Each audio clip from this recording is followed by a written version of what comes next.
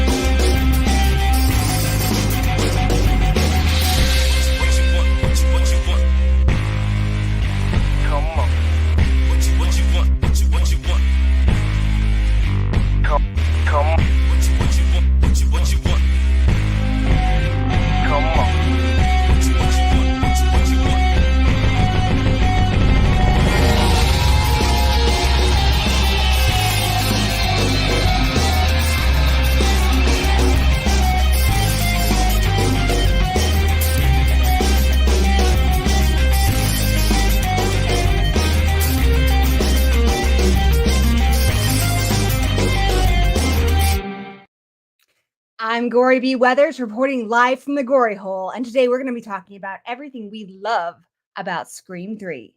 I have two very special guests for you today. They are no stranger to the channel. The first one I actually defended Stu Mocker with in an elaborate trial on Craven's channel. Welcome, Eric from the Bearded Entertainment. Hi there, Miss Weathers. How are you today? Lovely. And another friend of mine, welcome. Are we calling him Grande today? What's going on, guys? Hope all's well. What's shaking? Well, Flyboy from Grande's Graveyard.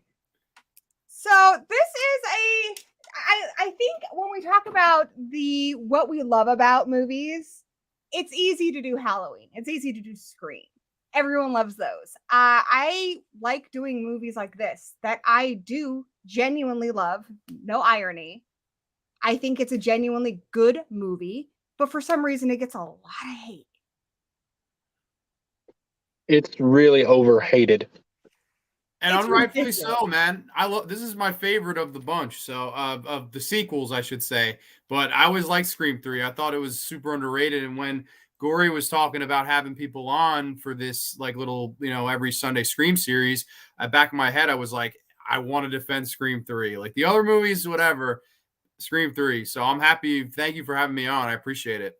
I'm really excited. Quick shout out to our friends in the Gory Hole. Remember, guys, when we do these big panel discussions, I can't always read all of your comments. I am seeing them, but if you really, really have something you want me to address right away, you can send in a super chat and I will make sure to read it. But I do want to say hello to Jennifer Armstrong, Jen Werner, Jason. We've got the horror collector fiend, David Lewis, Heroic Waffles. I love that name. Sarah Campbell's and Stevie Loves Horror. So, and Adam Young and Jew Mocker. We've got some really cool people here in the chat today, guys. Really cool guests on the panel, and we're going to be talking about a really cool movie. If you ask me, anyway. And these guys get it. So very first, I want you guys to introduce yourselves, like what you do. You guys both have YouTube channels, and yeah, they're probably already familiar with you, but just a little quick intro to your channel. Yeah, no, I've actually I've talked with you before over with Pat from Have Cheetah Will View, and my channel's called Grande's Graveyard, and every Thursday night live at 8:05 we discuss all things horror, and I like to usually keep it as variety centered as I can. Some weeks we'll go Italian horror, some weeks we'll go Japanese horror, some weeks we'll go more mainstream. I like to kind of delve into as much as I can, and it's a wonderful time. I usually have great, wonderful people in the chat, and I just love it. It's like my therapy, Grande's Graveyard, and it's a lot of fun to do. I apologize. Usually it says Grande here, but I just did a Dawn of the Dead stream, so that's why it's Flyboy. I was wondering about that. Tonight, I guess it's Flyboy. I kind of was running late to the stream, so I'll stick with it. I'll run with it. But yeah, no, I love what I do, and it's a lot of fun. But yeah, no, I appreciate, like I said, for having me on again. Awesome. Welcome back. It was fun having you last time. I know we're going to have a blast this time. I love Oh, that yeah. it's your favorite Scream movie. So I'm really excited to pick your brain on this one. I'm Eric from The Bearded Entertainment, as it says above and below me. Horror reviews right out of the theater reactions. It's mostly Scream right now, I'm going to be honest, because that's the huge thing that's coming out right now, Scream 6. Probably going to switch to, oh no, we lost Gory.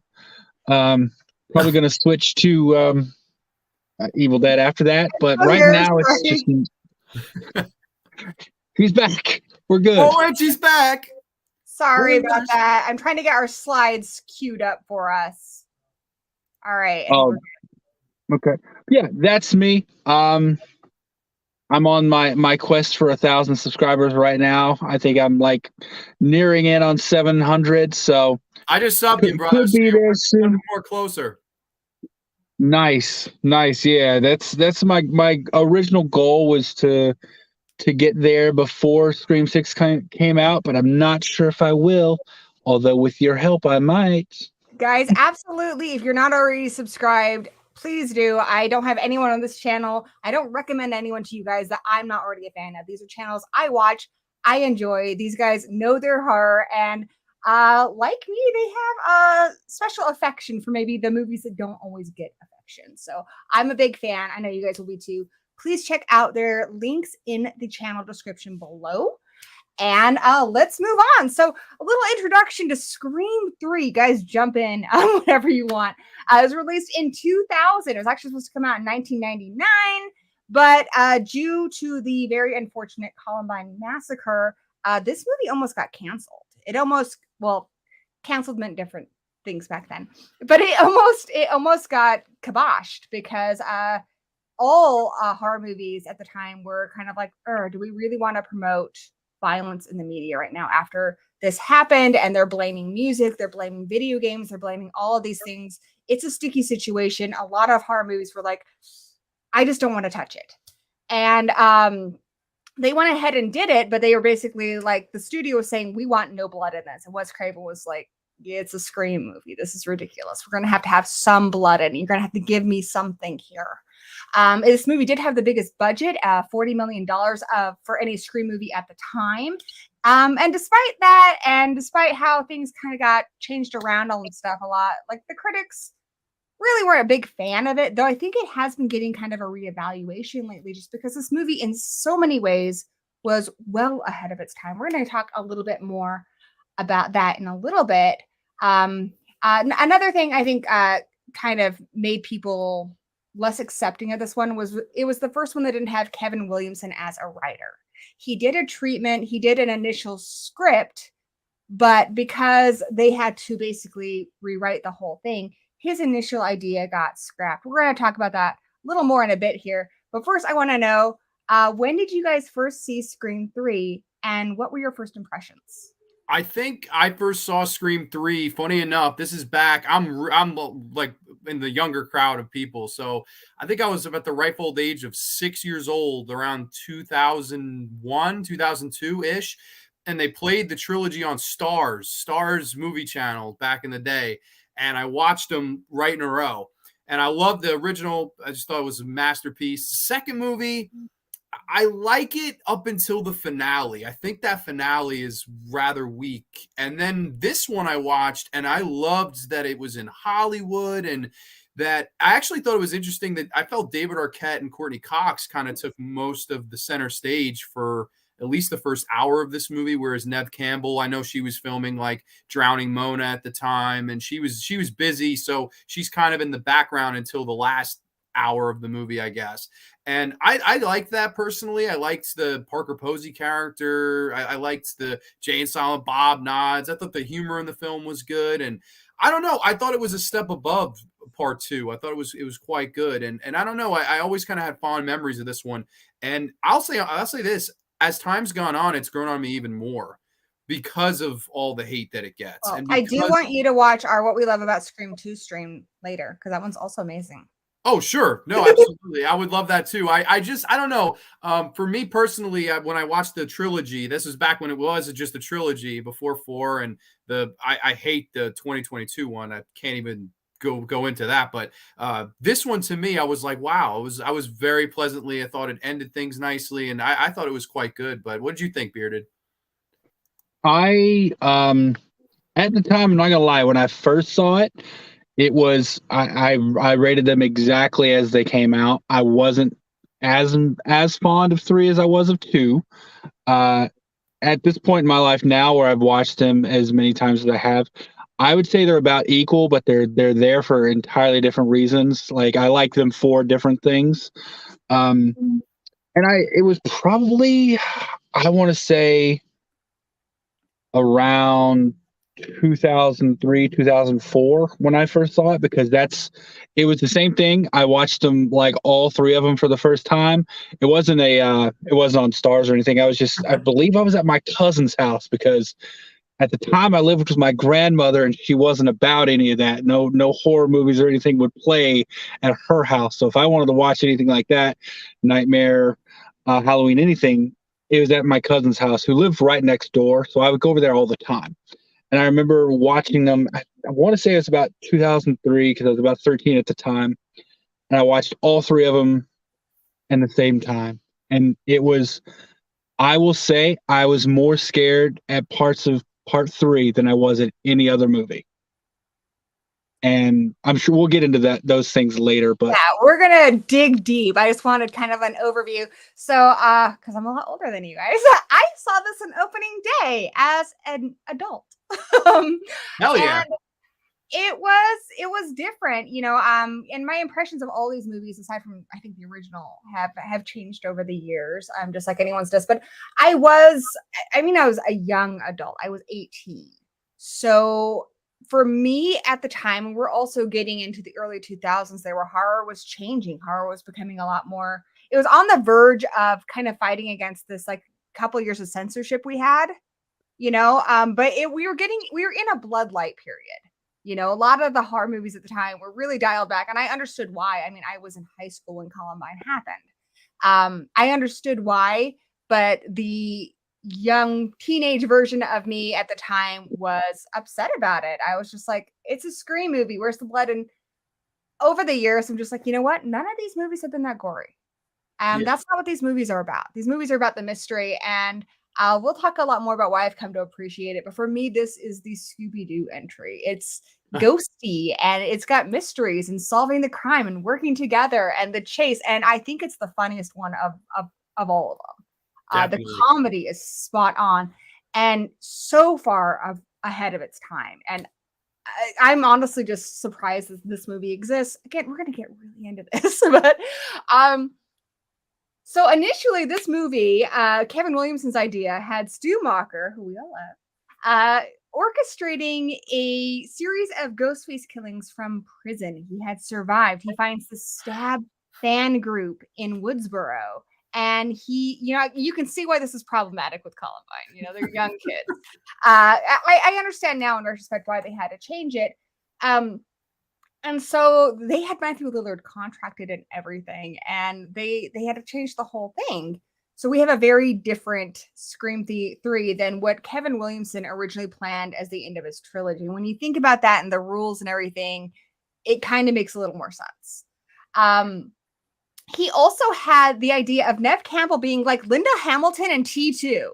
Obviously, if you watch Scream 2, you know that Kevin Williamson loves James Cameron like a lot. And Neve Campbell was going to be super athletic and just more of an action hero. And Wes Craven actually had a lot of contributions to this rewrite. He probably honestly should have gotten a script credit, because he was the one who's like, no, not with Scream. These are down to earth, real people. And we're going to explore what they're actually going through. Sure. Yeah, no, I don't know. Like, I know a lot of people complain that this wasn't Kevin Williamson's writing, and that Aaron Kruger felt off, but I didn't feel that way at all. I thought he nailed most of it. I mean, there's maybe a scene here or there where I was like, but otherwise, I think Aaron Kruger did a pretty good job considering the career he went on to have, like Transformers, and he was a part of some. He also did the Ring movies, and he just did Maverick, which everyone raves about. So I think he's a very accomplished screenwriter. Sure, well, yeah, I think this also lends to, I mean, the praise of part 3. Like it was made under such stringent conditions that most movies don't have to go through, because most movies have, months or years to get a script worked out before they actually go into production. And this having to start from scratch because of something like that, and to still get the great movie we got, says a lot about what they did. This movie really still captures what makes the Scream movies work. It's that satire, it's that intelligence, it's the comedy mixed with the horror, and the characters still feel like the characters we love. Quick shout out to Stevie Loves Horror. Thank you so much for the super chat. They say, I haven't seen 3 in years, going to watch 2 tonight. That's awesome. I'm so happy that you're revisiting them. And as a special thank you to you,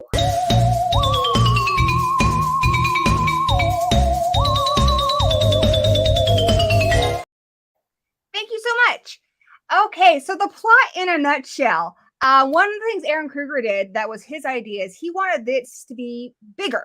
So the first one's in small town Woodsboro. The second one's in a small town in Ohio where they go to college. And now we're going to Hollywood. It's the first big city Scream movie. And we've had Stab before, but this is on a Stab set. So it's really taking meta to a whole other level. Oh, and I loved it. Like, I loved seeing the set, because you do feel like you're in Hollywood, but then for like a few split seconds, you also feel like you're in Sidney's old house in Woodsboro. It felt weird at that point to me, but that was some of the scariest stuff when in that house with that one scene. But yeah, I love the feeling of the setting and like actually seeing the house built on the soundstage. Like, to me, not knowing about movies at that age, I was like, this is so trippy to see. Yeah, here, absolutely. Like when you see this part here where that's where Tatum died. And like, imagine if you lived this. And one of the things they showed us that we'd never seen before was the crime scene of Maureen Prescott's murder. We know it happened, but Sidney is the one that found her. This is what she saw. And we're finally getting a deeper glimpse into what Sidney has had to endure over the years.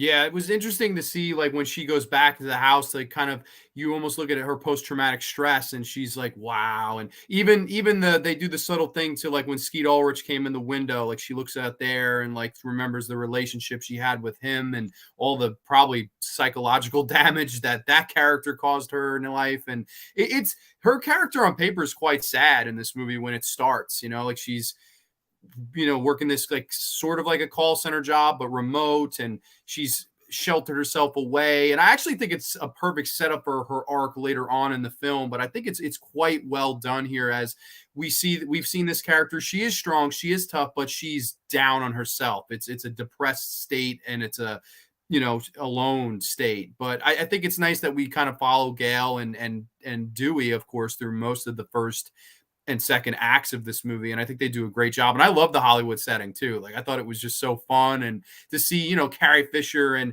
Lance Henriksen and Jay and Silent Bob, even, I just was like, oh wow, like this is so fun. Roger Corman, just to make it fresh, like just to be like, bam, now it's fresh again. It's didn't get stale, and I think that's important, especially in a franchise. Yeah, absolutely.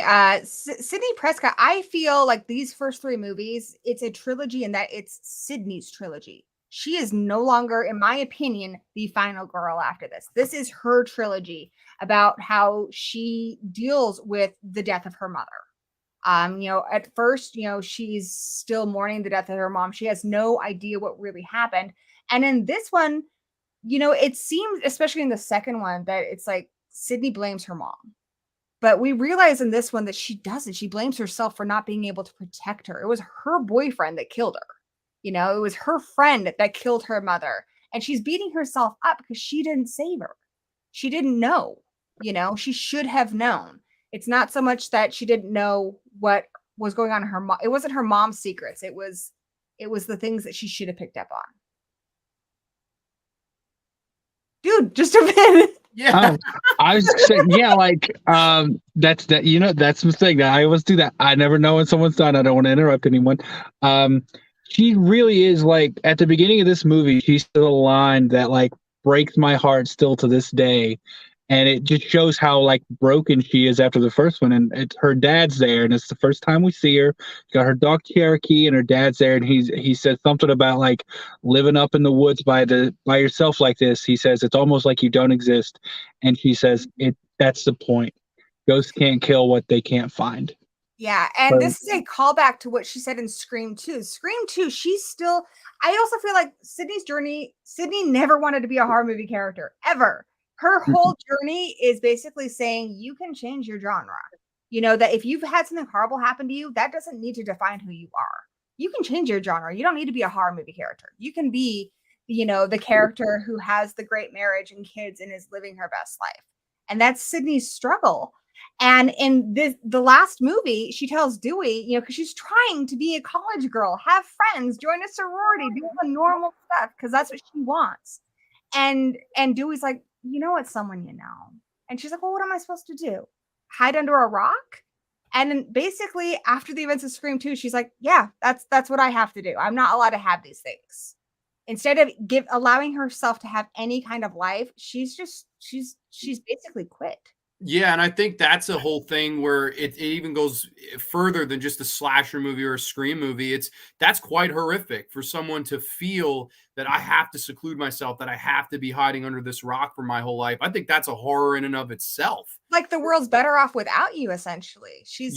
And that you're afraid of whatever might come in through the door or the window or whatever, because she has no trust. Even you can even see it in the second one. She's heartbroken about the Jerry O'Connell character, but she's like, I got fucked in this situation in the last movie. I don't want that to happen here. And he was actually a genuine good guy. So then it's, oh man, I didn't trust the genuine good guy. I don't have a good judge of character anymore. I think that's the horror of her inner character turmoil in this movie is actually quite an interesting theme to me. And I think I would argue this is Neve, one of her best performances. I would say second best to the first one. I think her best acting in the whole franchise is in this movie, 100%. And I like that you mentioned the trauma of part 3. I think we can see in this movie with like the poster of the Troy play there. And then later on, she's wearing Derek's necklace still, that she's still beating herself up about that. Like, she says it's because psychos can't kill what they can't find. I think she is more afraid of somebody she loves getting killed again. And that's what I was going to add. Like, I think it's not just for her. She does it so that if she's not there, she doesn't have friends. Ghostface can't kill the one she loves. Because there's another line, and forgive me for not knowing exactly which movie it's in, but I'm pretty sure Ghostface says, when you're friends with Sidney, you die. Part 4. That's okay. That's part 4. That's later, but like that's a true thing that I know she considers as part of the reason she's not active in society anymore in this film, to save not just herself but other people. They hammer home with 4 where they start calling her the Angel of Death. The great thing about 4 is she's wonderful in it, but she is not the protagonist anymore. She has come to peace, and that's what this whole movie does. She finally confronts her past and comes to peace, And so like this is the end of her arc, and I think it's a really beautiful story. And even in part 2, she's hallucinating. Like there's one part during the play where they're rehearsing, and she thinks she sees Ghostface, but 2 seconds later you can tell that it wasn't Ghostface. It's in her head. And in this one, it goes to a whole other level where she's seeing like the ghost version of her mom. She's seeing Ghostface. She's got massive PTSD to the point that she is hallucinating, and like she is truly a haunted character. And that's the scariest part of the entire series for me. The entire trilogy, what scared me the most is that nightmare she has of her mother, like the way she looks and the way she sounds. And then when on on stage when Ghostface is in the body bag and walking toward her, or using her mother's voice. That was the scariest part of the entire trilogy. Linda Gray is great in this. I love that it's the same actress through all of them too. She's really great in this, and she is scary. And again, it's that ghostness of it all that for me is part of what makes this movie kind of Scooby-Doo, and I love Scooby-Doo. So it's one of the reasons I love this movie so much. So I love Sidney. Sidney is my favorite character in this entire franchise. And like what you guys said, like she is really in a lot of pain in this movie. And I feel like my heart goes out to her. Her acting, Nev Campbell's acting. I know she's not in this movie as much, but damn, her acting is so good in this. She did not phone it in. She brought her A game. And yeah, Sidney has always just had that vulnerability, but I love that as she gets stronger, she doesn't get harder. Like she wears her heart on her sleeve, and we see how much she's hurting, you know? Yeah. And I think it is nice though that the character kind of, and that's the thing where I don't mind Scream 4. I think it's okay. And then like I said, the Scream 5, I think it's for the birds, but the way this movie ends, I almost think you didn't need anything else after this, at least for her character, because it's so poetic. Gail and Dewey are going to get married. He proposes in a nice way, even though they're clashed throughout all three of these original movies. They do love each other, and she loves him and he loves her. It's nice.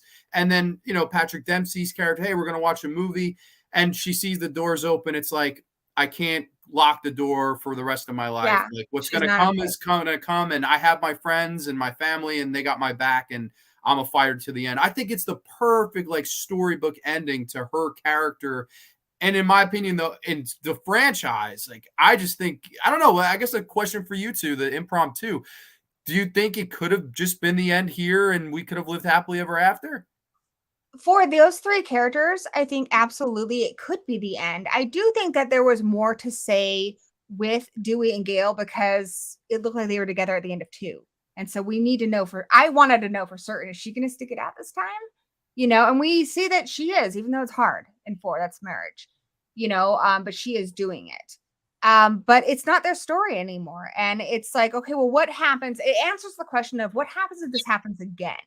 Is Sidney going to regress? And no, she's good. She is good. She is the Linda Hamilton character that I guess Kevin Williamson had envisioned. You cannot shake her again. She is truly a hero. You can't mess with her again. She's tough. Sure. I like the warm and fuzzy feeling you get when you think of that being the ending of the series, but I do like the real life quality that Scream kind of embodies in a way. And one thing about real life is it doesn't matter how good of an ending it is for someone else can always try to come ruin that for them. And that's something I like. And to be honest, that's one of the things I really liked about part 4 is Sidney did go off, and she is okay with everything that's happened now, and she's moved on past it. But I like the fact that it's it's like the world isn't going to stop and just change to be nice for you. We're not done with you yet.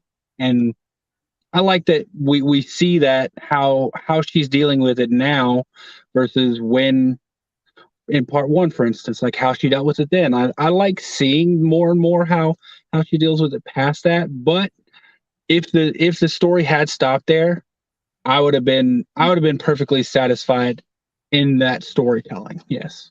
I agree. I think what they did with Scream 4 that was really good is still continue that satire of talking about what movies are, and it's talking about that kind of requel type thing. And what happens when you do a requel with characters who are kind of in their Murtaugh stage of we're too old for this shit, and I think the way they handle it is really good, but it shows more how what happened in the Scream films affected other people. We get to see Maureen's sister and her cousin and stuff. I think that's what makes it interesting because these are the characters who are vulnerable now. These are the characters we're more worried about. I'm not worried about Sidney in part 4. I'm worried about her in this one. I think I would even go a step further as to why I think it would have been nice is also because it's now if you look at what's happened with Nev Campbell, and apparently they try to cut her pay and she's not going to be in the 6th one, and I know people are very upset about that. I think I'm upset with the producers and the people that cut her pay. I think they're the ones to be disgusted with. I think it's a shame that now it's like we had this nice ending here, and another one, okay, another one, okay. Oh, now she's not even going to be. It would probably just be a line like, oh, she's somewhere with Patrick Dempsey, like that's it. Like, I think that's so lame because she's your bread and butter, man. She's more than your bread and butter. She's your meat, potatoes. She's the. I disagree on that. I think we had a movie without Wes Craven, and whenever someone says Sidney's the heart of this franchise, Wes Craven was the heart of this franchise, and we had a movie without him. She doesn't want to do it. Either, well, let me finish. She doesn't want to do it. She doesn't like horror movies, and they're not paying her enough to make it worth it. Then let her go. It's fine.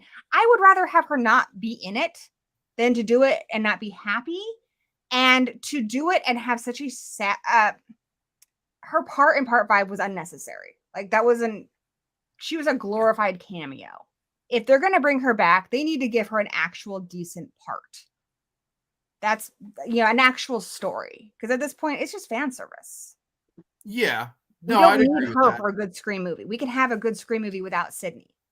Bringing her back just for fan service, the character's better than that. The actress is better than that. I don't know, though. I feel like, okay, you met Craven's gone, Sidney's gone, David Arquette's gone. If people haven't seen the 2022 movie.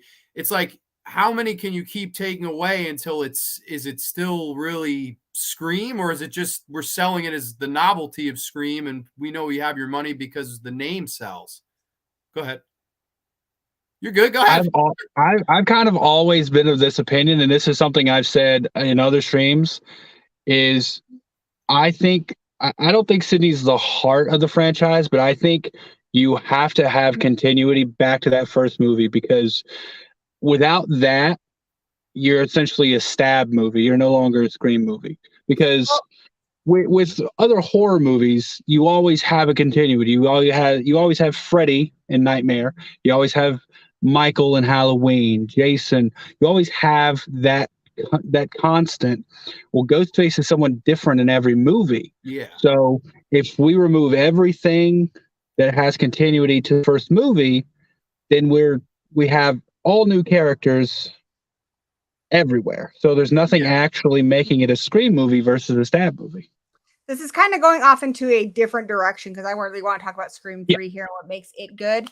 But essentially what I want to say about that is just like why we're doing this stream to begin with, because there's so much about this movie that deserves to be appreciated. And it's not just sitting here talking about Nev Campbell. She's wonderful. I love her. She's not the only reason this movie's good. She's not the only reason any of these movies are good. There's Roger L. Jackson. There's Wes Craven. There's Kevin Williamson. There's Aaron Kruger. There's so many reasons to love these movies. And if we pin it down to one person, that's a lot of pressure on that person. And it really reduces these movies for what they are, which is these wonderful collaborations. So getting back to this movie, let's talk about the opening of the film and how it changed things up and what we liked about it.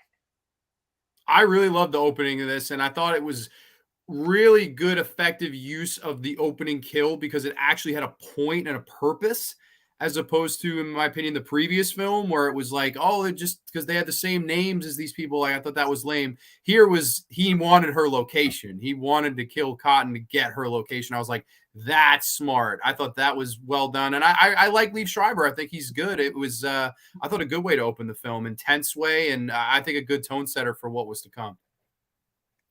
I think it's such a happy accident they cast him for a non-speaking role in Scream 1, and he is so good. He is so good in Scream 2. He is so good in Scream 3. We have that moment that's like Casey Becker, where he's on the phone. She's like, he's like, "Do you have a boyfriend?" And she's like, "What?" And then she has a boyfriend who's big and plays football. And this one, he's like, "Who says I have a girlfriend?" Until he realizes that she's in danger, and then you have that switch.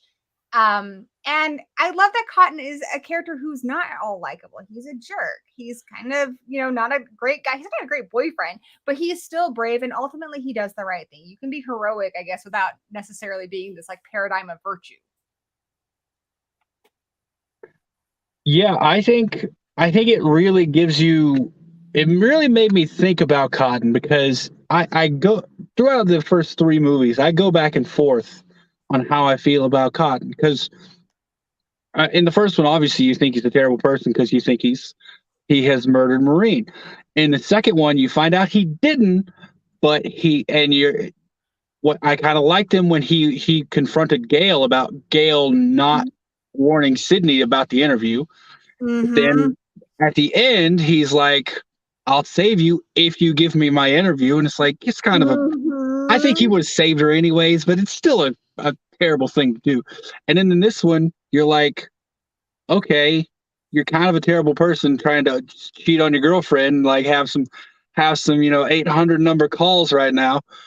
But then as soon as you find out she's in danger, you do rush home to try to save her. So like he just does such a good job of keeping you conflicted on, is he a good guy? Is he a bad guy? But the opening I love because I guess one of the few people who loves the voice changer concept. I love it too. I think it's great. Right. And they use it. Changes the game. They show you how effective just that one tool can be in manipulation. And like his girlfriend straight up thinks he's trying to kill her. And like to a point where she completely misses the actual threat in the room.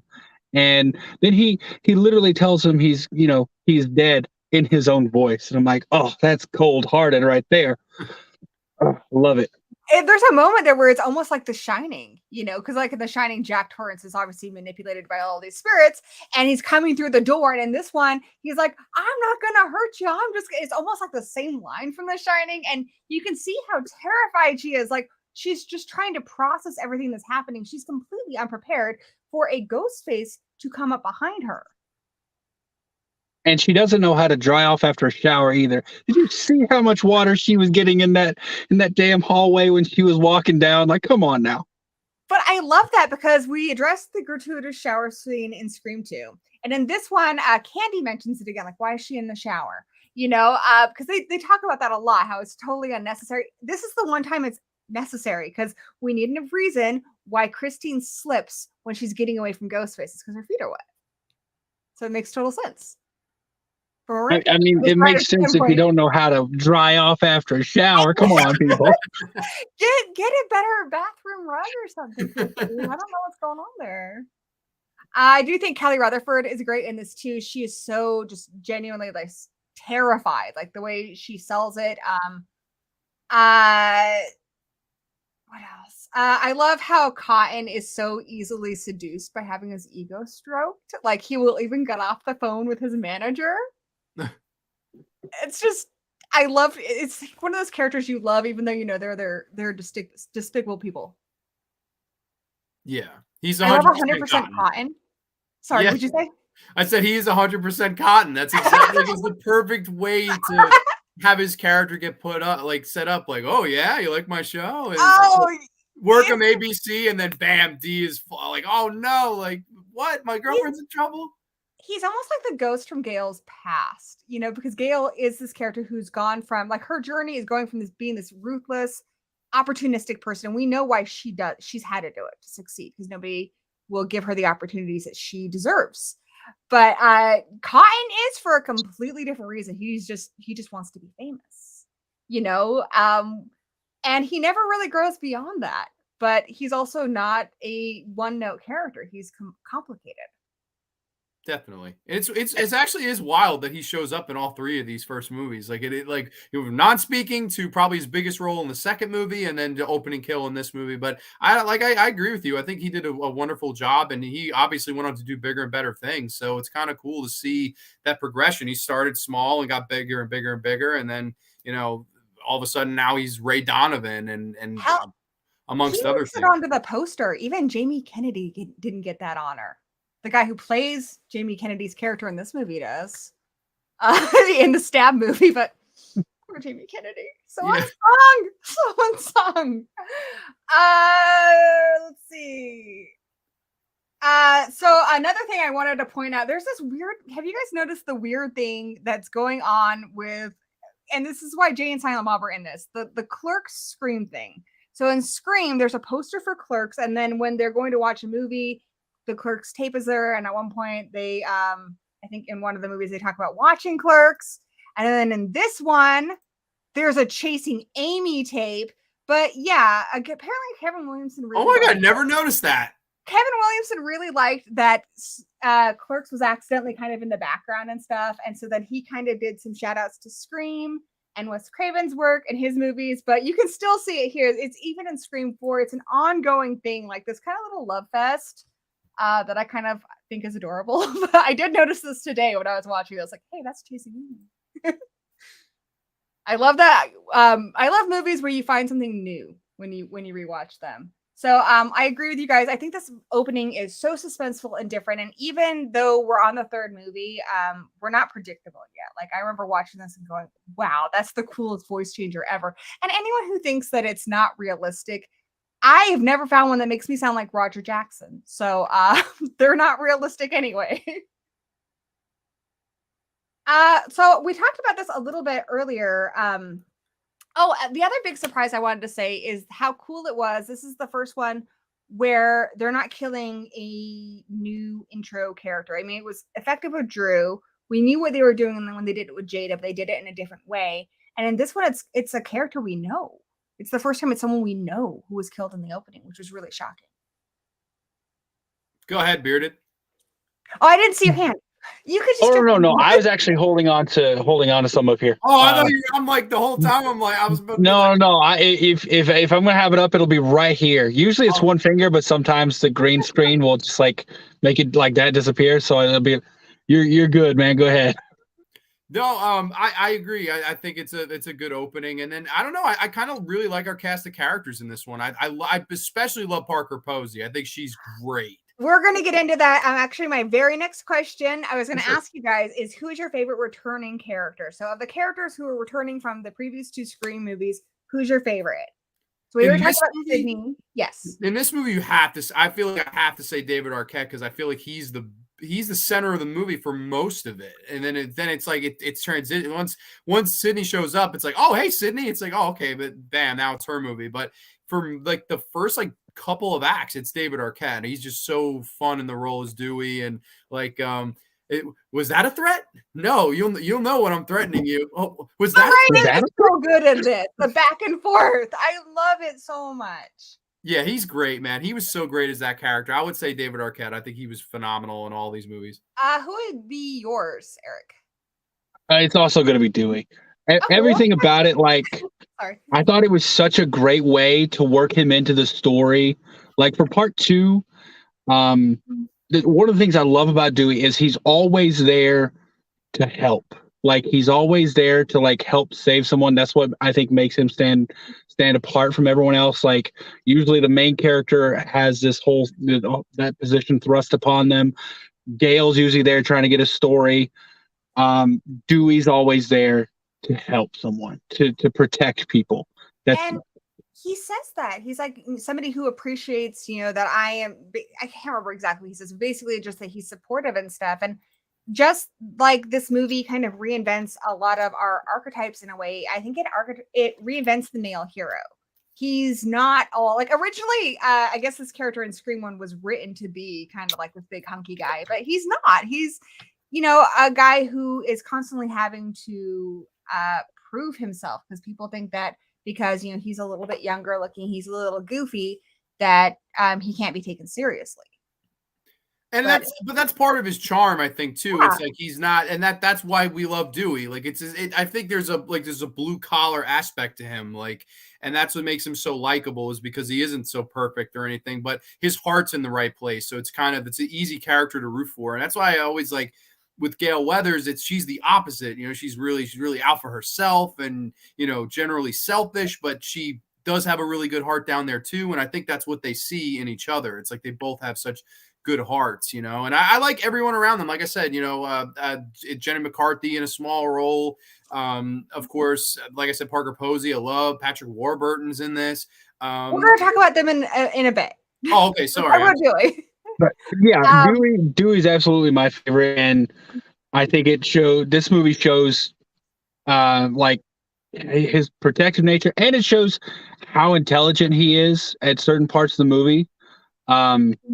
And I've said it before, in other streams, but like the part where he talks, because we know Ghostface up to this point has just been trying to find Sidney. That's their whole. That's what we know so far.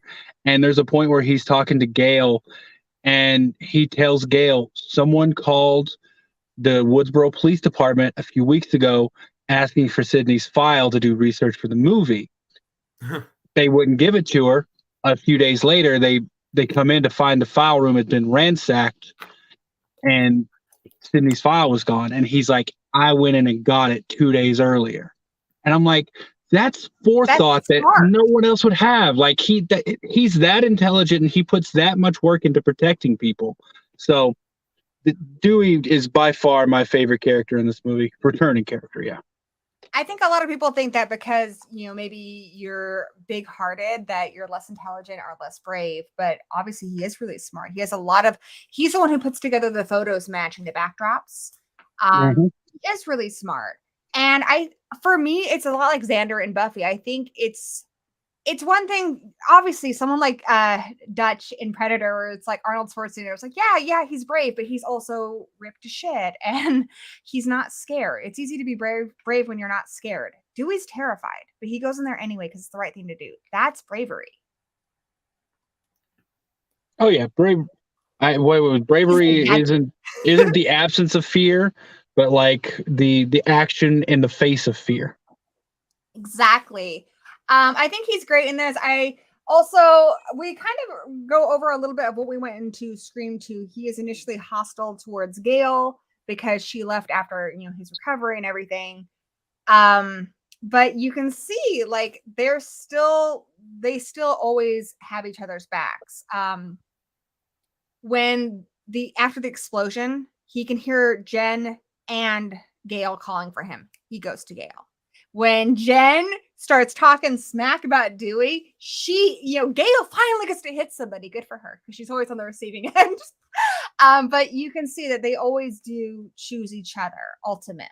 And I like you said at the end of this movie, when they decide to get married, they finally are making a commitment. Because they are very different. But I don't know. I love their relationship, and I love that we get to see it kind of see them resolve some of their major issues in this movie. And they had general chemistry too, because I know they got married in real life, and that really, it does translate to the screen to me. Like all the scenes that they have together, they're good at like, I hate you, and then it's like, oh, now I'm head over heels in love with you. Like, who was I kidding? And they do that so seamlessly in all of these movies, and I don't know. I like that they finally did like tie the knot here. It was really like, I think, a nice kind of moment for them. And there's something about that too. We're not always promised our career and everything working out the way we want. 60 Minutes 2 didn't work out well. Dewey's career as a police officer in this one, it's not going the way he had thought it was planned. But I think ultimately they realized that you can't rely on a lot of these things, but you can rely on each other. And that's why they choose each other. I also want to talk about, obviously, we talked about her a little bit. Gail Weathers. I gotta show you guys a picture, just because. Gotta show these bangs. Yes, because the bangs. That's a scary. We have Dewey to thank for those. This is the only movie where she's credited as Courtney Cox Arquette, because they were married in real life. And he blames himself because he thought it'd be cool for her to have some like Betty Page bangs, but those aren't Betty Page bangs. Those are like baby bangs, and those are hard for anyone to pull off. Like I'm not pulling them off, but they're fun. But yeah, I think it's a lot of hate, but I love that she takes it with stride and she makes jokes about it too. So it's just part of Scream. Like these movies are genius, but they never take themselves seriously. And the casting characters, I feel like, are the same way. So she's on Total Entertainment now, which is like kind of a backslide for her. She's going back into your like hard copy type things. And one of the big themes of this movie that, again, is well ahead of its time is how women are treated professionally, especially in the entertainment industry. Basically, Scream movies touched on that. It's kind of accepted that if you're a woman and you're successful, you have had to do something sketch. You've had to sleep with somebody. You've had to do something horrible to somebody. You've had to do something. You couldn't have gotten it on the merit of your talent because that just doesn't happen. And kind of true, and that's something that we're finally addressing as a society. But yeah, obviously Gail, the first question she's asked at the beginning of this movie is, do you have to like stab your friends in the back and stuff? Yeah, because that's how else was she going to get an opportunity? It's going to be given to somebody else. She's had to be ruthless because her talent is not enough for her to get the opportunities she deserves. I mean, even in this one, she's on Total Entertainment. Gail Weathers is a very good investigative reporter. There's no reason that should have happened. And it's crazy to me that it's the Weinsteins had their fingers in these movies too. Like that's like the most messed up thing. But yeah, it's I won't lie, it's something that I've noticed watching this movie. It's like very, like you were saying about the casting couch thing and even the Angelina character. It's like, shit, the Weinsteins produced this too. Like you can't help it. I'm to this day amazed that the Weinsteins allowed this movie to go out with the content it had, with like Milton as a character. Like you could pull Milton out and put Weinstein in there and it would have worked just fine. I'm so amazed that he let this movie get made the way it did.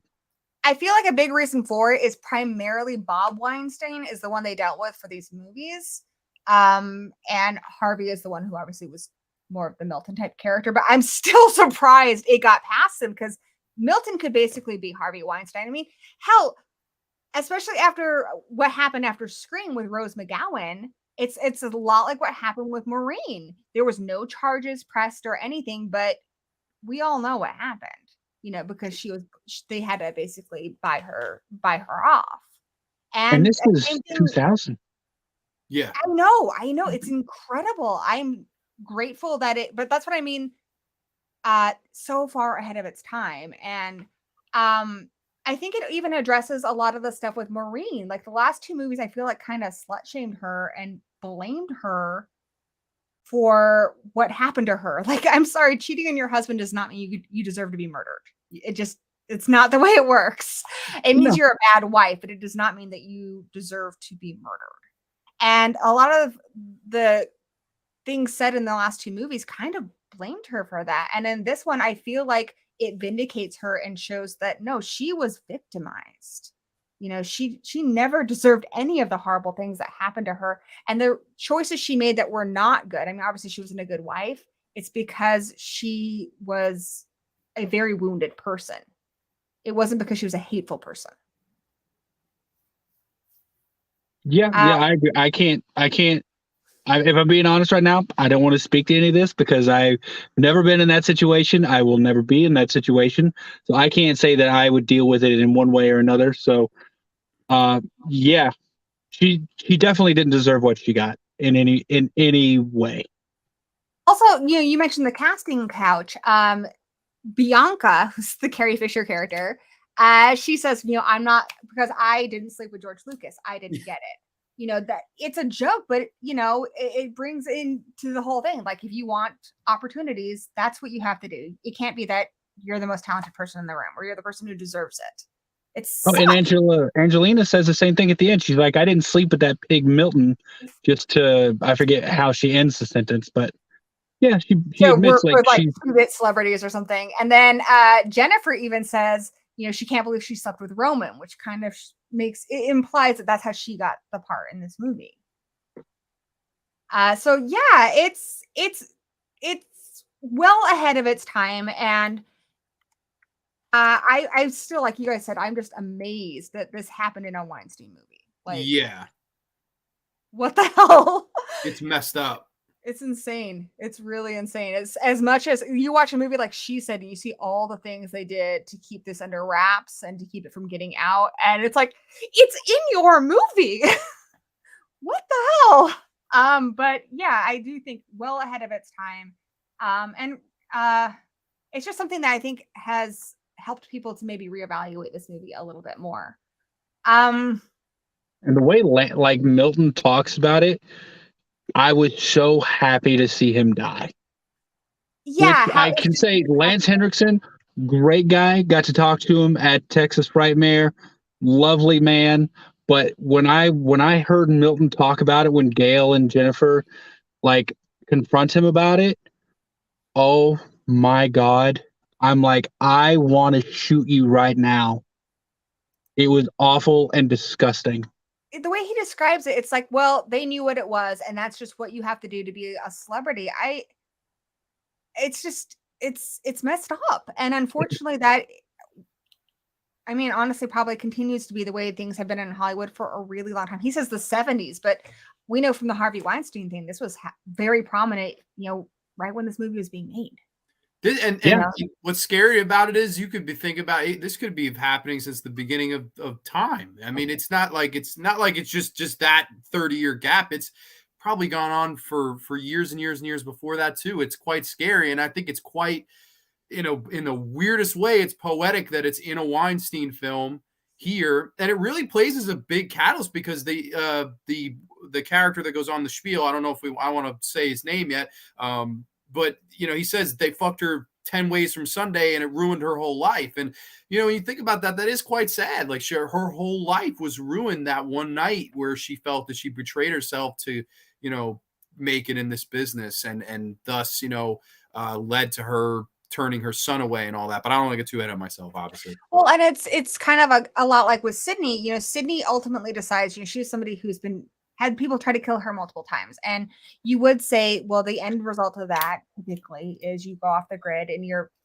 traumatized for the rest of your life. And Sidney chooses not to. And unfortunately, Maureen didn't have that. Maureen tries to change her life. She tries to get married and have a kid and live in suburbia, but she just couldn't, and it makes you just realize how much pain she was probably in and how hard things were and how traumatized she was. And for some people, unfortunately, the life ends in a tragedy like Maureen's. But that's all the more reason why I love that we have Sidney Prescott. We need to have characters like that for anyone who's gone through something horrible that show, hey, there's hope. Your life doesn't have to end like this. Absolutely. And that's what I love about part 4 as well, because she writes her book basically saying that. Yes. Oh, I can't wait to talk about that. So Sidney is, if you haven't guessed, my favorite returning character. But let's talk about our favorite new character. You mentioned one of my favorites in this one. Who's your favorite new character of the main cast in this film? It's easily Parker Posey, Judy Greer's return.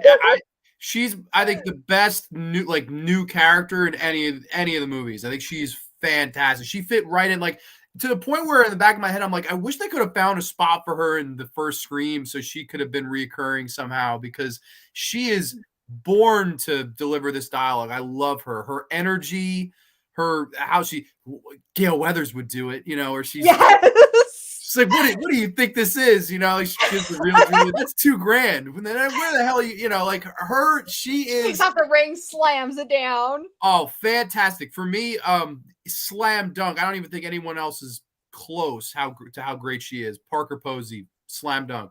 It's almost like Gail from Scream 1 hanging out with Gail now. And so you can simultaneously see how much Gail has changed, but you're also just having so much fun with it because she's just so adorable at how she, I don't know if Gail was ever adorable. Gail's a badass. But yeah. Parker Posey, when she jumps up in Stone's arms, that kills me. It's so funny. She is so cute and feminine, but she's also badass. She's just a cool mixture of characteristics that I really love. I'm trying to think of anyone to say other than Parker Posey, and there's really no one else to say. Because if we're being honest, none of the new characters are actually featured that much. Not really. Tyson, Angelina, Tom. Angelina would be the most of any other character outside of Parker Posey's character, but none of the rest of them are really featured that much. Kincaid is in there, but he's not really that. Yeah, he is kind of a generic cop character. Yeah, I do love Roman though. My favorite Roman part before the reveal is when he's holding the statue. It's a sign. You're telling me this wasn't a message? I love it, especially since he's the one who broke it. That's the funniest part to me. I was legitimately thinking about saying Roman because I do enjoy Roman as a character. He's kind of whiny. He makes it seem like he says he just wanted to make, what did he say? He wanted to make a love story, and then the studio told him he had to make a stab movie. And Yeah. like, bitch, you know you wanted to make this stab movie, don't you lie? Yeah, he's so good though at, I mean, because we'll talk later on about who we suspected, but I never suspected Roman. No, I didn't either, and that's why when it came up, it's like, huh. But yeah, it's got to be Parker Posey. Like when she gets hit by Gale, and she's like, "My lawyer liked that." And she's like, That was it was she's so yeah. good. I love that they finally address it, because I love both times when Sidney hits Gale, but you're just like, girl, you were lucky she didn't press charges. Like, she could lock you up for that. Yeah, but the court of public opinion would have gone after Gale so hard. I'm of the Dewey opinion. Like, I don't condone violence, but you deserve it. Oh yeah, 100%. I like kind of like what they do with their names. Like Jennifer Jolie is a combination of Jennifer Aniston and Angelina Jolie. Angelina Tyler is Liv Tyler, and Angelina Jolie. What's up with Angelina Jolie? There's Tom Prince, which is Freddie Prinze Jr., and Tom Cruise. So that's kind of another little layer of satire. Talking about Angelina again, played by Emily Mortimer. I like the shift that happens with her, and she is somebody who I definitely suspected when I first watched this, especially when she's caught with that mask in the bathroom. But yeah, they kind of give you this whole with Scream movies, like a lot of times people aren't who you think they are, you know. This one you think that she's a sweet ingenue, and she's as ruthless as anybody else, just trying to get what she wants in her career. You know, Roman is not a dope. You know, Roman's very calculating. A lot of characters in these movies, like, you know, you don't necessarily know them, you know, and it makes you kind of wonder, like, about anybody in your life, like, who do you really know? You know? So let's talk about some minor characters, not cameos, like minor characters. So there's Jenny McCarthy, who plays Sarah Darling. She plays Candy, which that whole kill scene is kind of a play off of Sarah Michelle Gellar in Scream 2, because she mentioned she's only in 2 scenes and she gets killed, which is exactly what happened with that character. I do like that she has a lot of really funny lines in there that kind of break the fourth wall a bit, like this one. Has there been another goddamn rewrite? How the fuck are we supposed to learn our lines when there's a new script every 15 minutes? Which is what Not really just happened a new in script. Scream 2 and 3. It's an entirely new movie. Sorry. Yeah, exactly. But yeah, I agree with you guys. A lot of the characters are kind of actually the other day when I was making the thumbnail for this one, I was looking at the thumbnail and I couldn't I couldn't quite place Dion Richmond's character just because he's barely in the movie. He is on the poster though. Which, dude, yeah, he's on the poster. I was like, who the heck's that guy? Even Randy didn't get to be on a poster, and this is the guy who plays Randy, the Randy character in Stab. He gets to be on the poster. Randy is so unsung, guys. He's brilliant. Yeah, I think Heather Matarazzo, I feel like I butchered her name. I think she has a really memorable part in this. I think she's really cute as Martha. And I loved seeing Randy come back. How did you guys feel about that? Go ahead first, Bearded. It looks like you want this one. I was so happy they found a way to make it work. And I don't know if any of you watched Jamie Kennedy's YouTube channel. Yes. But when he talked about how he got to be in part 3 and like how the whole process went, and like talking to Wes, and Wes is like, I think I found a way to bring it back.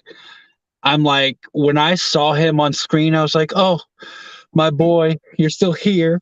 I can't explain how happy I was to see him back after him being dead, because I was really worried, because Randy was always kind of like, I've heard other people say it, he was like the audience substitute. He's the horror movie nerd. Yeah, and when they killed him in part 2, I was like, oh, now we don't have that. That's what's frustrating. Sidney and Jada's character, they both kind of represent people who are not into horror movies. They both tell you exactly what's wrong with horror movies. And I loved that we finally had, for the first time ever, this character who loved horror movies. And it's like, if you're a rabid fan of the genre like we are, it's like, that's us in the movie. And when I initially watched Scream 2, I was like, how can they kill him? Now I know it's because they wanted to kill a major character. They can't kill Gail or Dewey because they're still building their relationship. But I was just like, that's the whole your tie into the satire. So I was so happy they found a way to bring him back. And they always regretted killing him. Yeah, right? It was a mistake. It was a mistake to kill that character. It really was. And I think it's like, that's why I'm happy to see him here, but it also at the same day screams of like, well, no pun intended, screams. It screams of like, oh man, we shouldn't have here. Like, we're sorry. Like, here you go. Like, this is you pre-recorded a tape talking about trilogies. Like, to me, the logic of it is a very, it's like, oof, man, if I sit here and think about this for more than 3 seconds, but at the same time, it is nice. And that character had a nice charm to him. So it's like, I don't know. I feel two ways. I feel like I'm happy for that we get to see Jamie Kennedy in there, but at the same time, it's like, geez, I don't know if I could suspend my disbelief for that one. I don't know, but it's fine. It's harmless. I don't know. It's so hard because on the one hand, like Scream 4, I love Scream 4. My biggest complaint with Scream 4 is that I feel like I was not at all worried that Sidney, Gale, or Dewey would die. I felt like there was zero stakes for those characters. And I never felt like that way with Scream 3 because they had killed Randy. Like I was like, and they killed Cotton in this one. But still, I almost would rather have the safety or the lack of stakes from Scream 4 and have kept Randy just because he's such a great character. And that was the character I most identified with. I just want to piggyback on what he said. I don't know. I felt like it was very much a Randy thing to do because he knows he's always the one giving the rules. He's like, okay, this is the second time this has happened. I know I'm not a main character like right now, so I'm not as safe as everyone else. I feel like it was really a Randy thing to do to like make this tape. And I just a really brief sidetrack on part 6. I think there's still a chance he made other tapes that would be a great way to bring him back in the future. Like he didn't record just that one; he recorded another one, right? Like an alternate ending, actually, where there is more. So that tape that she holds, I was trying to find a picture of it, but it's called Scary Movies 101. If you like, pause it. One of the alternate endings is that the movie that they're all watching together is more of Randy's tape. That it's actually a longer tape. And I was like, it'd be great if we could bring him back in. Like maybe he made one just for his family, and like Heather Matarazzo decides to show Chad and Mindy something, right? And we just for a brief second, just saying, just throwing it out there. Yeah, so there's the tape, Scary Movies 101. So yeah, I like to think that there's a lot more on it. Like he's made a lot more, because I don't think he would have thought his safety was guaranteed even in Scream 1, you know? And he said, if this is a trilogy, if there's a lot of exposition and stuff, but he doesn't know for sure, which he's accepting the possibility that it's another sequel. So I think he might have been like, okay, well, if it's another sequel, they need a tape for this, right? Mm-hmm. Like, I think he thought Randy was clever, guys. Randy was clever. I hope they find a way to bring him back. So of the minor characters, I think my favorite would have to be Randy, just because I was so happy to see him come back. But I love that they brought back the same actor who played Neil Prescott. That just keeping the same actors, I think, really helps to build this world. Yeah, and you only had him there for a few seconds, and like that's the only time he's in the movie. He's really just a cameo, but he does serve a purpose. Like he's the only interaction Sidney really has, and it shows. I think it just goes, a little further to show what her life has become. It just feels real, and like you said, he had that great scene. So now a fun one. What is your favorite cameo in Scream 3? Oh, wow. That's a good one. I would say Carrie Fisher. I think that's just a really fun scene. Yeah. And I don't know. I thought she fit in pretty good. I like that. I thought that was a good laugh. Carrie Fisher. Mine's actually going to be Roger Corman talking about like toning down the movie and stuff when he's Roger Corman. Yeah. For me, Roger Corman too, just because I didn't expect that, and being a big Roger Corman fan, who, if you haven't seen his movies, he did a lot of like the Edgar Allan Poe movies, a lot of Vincent Price, just a lot of cheesy B movies. He's like the B movie guy. Like he was like Charles Band before Charles Band. Just made a ton of movies.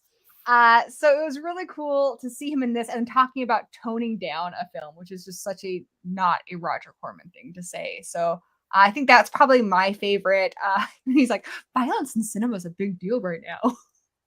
And I feel like he was there for horror fans. Like that cameo was for horror fans, whereas the Leia cameo was for like general audiences, because most people, if you're not a horror fan, they wouldn't even have known who that guy was. Yeah. I think that's what I liked about it so much, is because I remember seeing it with people. I'm like, Roger Corman. And my friends are like, what? I'm like, Roger Corman. We've all been there. There's this one. So technically, I guess the Scream films are in the View Askew universe, because they are not Jason Mewes and Kevin Smith. They are Jay and Silent Bob. So officially now, these universes are now linked. This one, I it's funny, it's grown on me, but it does kind of pull me out of the movie a little bit. It really dates the movie. That's the thing. It really does. It really, really dates the movie. Like I can only imagine if I'm when I hit my 40s watching this movie again, like I'll be like, fuck. I'm in my 40s I'll be like, watching yeah, this movie, when that thing comes. But it'd just be like, I don't know. I think it dates the movie, but I think it's funny. And it's Connie fucking Chung. Like, I think I laughed when I first saw it. I was like wide-eyed. I was like, what? Is it Jay Silent Bob? Like, what? Like, I thought it was funny. I don't know. I know some people think it's dumb, but I think it's fine. In the same way that like Hills Have Eyes and Jaws and like other movies have had back and forth, but or not like Evil Dead's another one. It was Evil Dead and Hills Have Eyes, I think. I can't remember which. There's other kind of back and forth in movies, and they're not usually friendly. I like that there's a friendly back and forth with the View Askew universe and the Scream movies. So now I appreciate it a lot more. It also, I feel, ties into the whole Hollywoodness of this movie. This movie is very much a commentary on Hollywood. Yeah. What we love about it, what we don't love about it. You know, movies are fun and exciting, and obviously we love them or we wouldn't be here on the stream. But there's a dark underbelly to a lot of films. And this movie is not afraid to address that. But it's also having fun with like wacky stuff like this. So I thought it was hilarious to see, but it came out of nowhere for me. Like, I won't say it took me out of it, but it came out of nowhere. I had to do a double take. So if this is part of the Askewniverse, technically Marvel is as well, because Stan Lee is seen in Captain Marvel reading a Clerk script. Wow, you're right. Oh, no, not Clerks, Mallrats. So technically Marvel takes place in the Scream universe as well. And Stan Lee plays himself in Mallrats. So... Which means Disney owns Scream. Holy shit.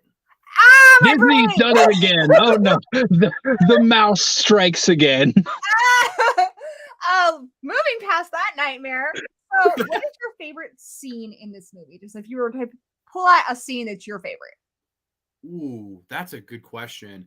I love well, one of them would be the final confrontation, but I know you don't want to get ahead of things. So I would say in replacement of that, when she goes back to the set of her old house, that's horror done right. I think that's Craven's moment to shine in this movie. It's just her looking and selling it, not saying a word, but selling the post-traumatic stress. And then the attack happens, which you're never expecting. I thought that was a really tremendous horror scare sequence. I thought Wes Craven did a really good job directing that, in my opinion. Very well said. What about you, Eric? What's your favorite? I'm trying to think, and I don't want to just keep saying the answers. My favorite scene is when Jennifer and Gail team up as like the two Gales and they see Carrie Fisher and they go through the archives, but just their chemistry together, the way they banter off of each other, the Scooby-Doo-ness of it all.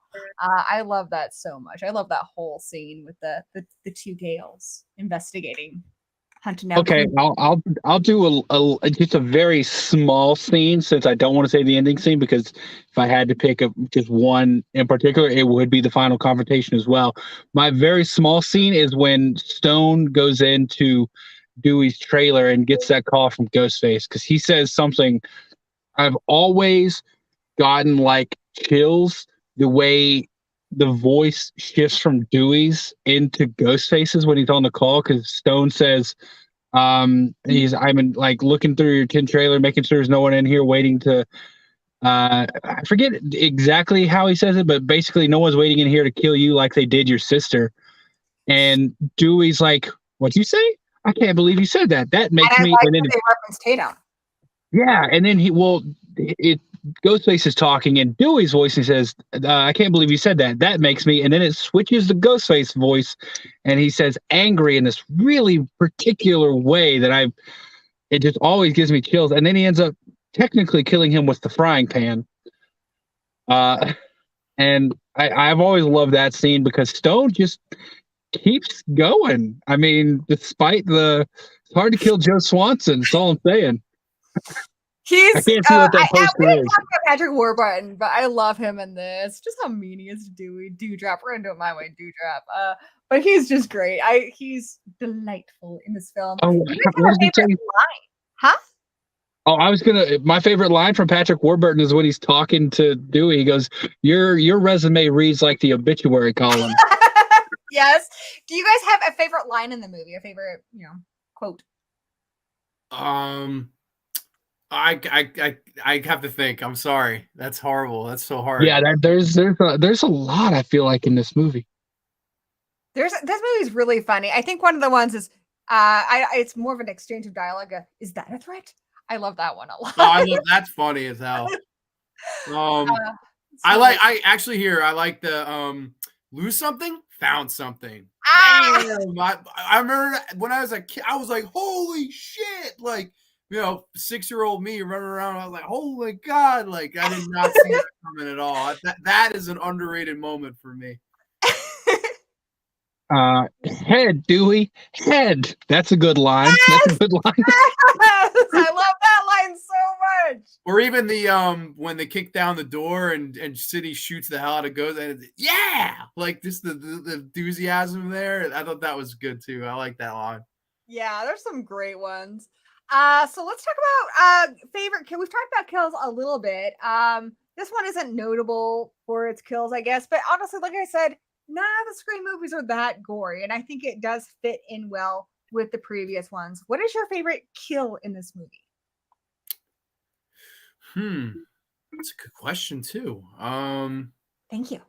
I don't know. This one doesn't really stand out for that for me at first. I actually would say the Parker Posey one. I think that's quite horrifying because she's running and you think she's okay, and then just bam, like then she's not, and she's screaming and hey, what's that sound? Like they just start shooting and stuff. I thought that was actually well done from like a tension standpoint. I was like, oh shit, she's screwed. So I would go with her death scene. Good one. I'm gonna say Tom because it was so outrageous. Yes, and that's such a Scooby-Doo moment too. I know I keep saying this, guys, but that's such a not the blow. It's almost like the R-rated Scooby-Doo movie we never got. Yeah, I mean, if Stu had been in it, we would have had a Shaggy and everything. But yeah, salvation will be granted to those who smell the gas. Whoever smells the gas. I'm going to go with Cotton and Christina in the beginning just because I thought it was just so well done. And we talked about all the reasons why it's amazing. I don't have a lot to say about the music in this one, but Marco Beltrami does come back. And I feel like his score is so essential to these films. It's one of the things I did miss in part 5. Just those little musical cues that he uses, especially like in the beginning when Cotton realizes it's Ghostface. He always does that cue that, you guys know what I can't play it for you guys without getting demonetized, but you know what I'm talking about. He does that like stinger, that musical stinger, and just, it's great to hear his music still. They bring back Red Right Hand. There's also the Creed music video. which is I'm on there. not a Creed fan. And I'm Dewey not was either. in the Creed video for that song, What? right? Yeah, the music video for that song, I think Dewey's in it. No Oh way. my That's god, I'm gonna check that hysterical. out. Yeah, I don't know if it's the character Dewey, but I know David Arquette is in it. I'll have to check that out. Yeah. So you guys, this is what you've been waiting for. I know Flyboy's been on pins and needles. Let's talk about the ending. So I want to know if you can remember. I know you guys were a lot younger than me. If you remember who you thought was the killer when you first saw this. I can actually, with full confidence, say I had no clue, and to the point where I love the line where Nev Campbell's like, "Who the fuck are you?" I was like, honestly, yeah. Like at this point, who the fuck are you? Like I completely felt the same way. I didn't have a clue. Reverse of Scream 2, where she's the only one who recognizes the killer. She's like, "That's Mrs. Loomis," and this one, she's like, "What? Who?" Even I don't know now. Yeah, I don't know. Like, I'm weird like this too. Usually, like whodunit movies, most people are like, okay, they get out of the theater like, oh, first him. I don't really. I don't know. Maybe my brain is different from that. I just I'm enjoying the movie at least the first time I watch it, and then it's okay. Now I know, so I'm weird like that. But I would say honestly, I had no clue. I didn't even have a guess. I was kind of in the same boat as Nev Campbell. Who the fuck are you? I thought it was Mark and Angelina. Nice. Why? Mark. Well, that's because it's what they wanted you to think. I feel like with the whole red herring, like Mark was made to be a red herring completely, and so Angelina I thought was fishy, obviously because of the bathroom scene, and she had the mask and everything, and with Mark, but obviously my thoughts initially are like, oh well, she just got killed, but I'm like, wait a minute, what about Billy? Like Billy, and all we saw was like a stab in like the shoulder, and she was pulled off screen. But then like Mark pops up out of nowhere. We don't get any information on him supposed to be coming there or anything. He just conveniently pops around the corner. I'm like, okay, he's suspicious, but then he gets attacked from like, but now we know Angelina's off screen. So it's like one of those things. I always look for a character who's never seen on screen with Ghostface, because in every movie that has two killers, there's always one killer, or there's always one character that's not on screen with Ghostface ever. And like Stu is never seen on screen with Ghostface. And part 2, Debbie Salt was never seen on screen with Ghostface. And so I'm like, okay, you never saw Mark on screen with Ghostface until that moment, but it's the final moment, like it's the third act, so it would make sense for it to happen. So yeah, I thought it was those two. So I've never heard anyone have my initial pick for this one. I was confident. I remember being confident that Neil Prescott did it. It was Stab 3 was Return to Woodsboro. So I thought it has to be somebody who was in that first movie. They had the same actor playing her dad. It's about his wife and his daughter. He even says, he's like, I feel like I've lost you, kid, in the beginning. Like, he seems like somebody who had a lot of motive. His wife was destroyed by something that happened in her past, and now it's destroying his daughter. And so I was like, he's got motive. They got the same actor. Also, the first movie really wanted us to think that Neil Prescott was the killer. Like, they pushed it and pushed it and pushed it. And then Jamie Kennedy's character says something that happened in the first one isn't true. So we thought in the first one that he was just a victim. He was kidnapped. And I was like, they're going to reveal that he was actually behind the whole thing. So I thought basically Neil Prescott was going to be like the Roman character, where we found out that he set up Billy and Stu. So yeah, I remember being confident about that. And I thought there's got to be another killer. And I remember thinking it was going to be either Angelina or Mark, for exactly the reasons you said. Like Mark, they talk about how he grew up in Hollywood and stuff. He picks Gail for it. Like, there's a lot of things where I'm like, that's sus, dude. That's sus. But yeah. So I feel like I had kind of the idea of Roman, like the idea of it. I was confident it was gonna be Neil Prescott. Obviously. But I'm gonna talk to you guys a little bit about some of the hints that we should have known it was Roman in a little bit. But first, were you surprised by the killer reveal? Yes, I was astonished, and I didn't see the whole sibling angle either. And I remember when I first watched, I went, oof. I was like, brother and sister, oof.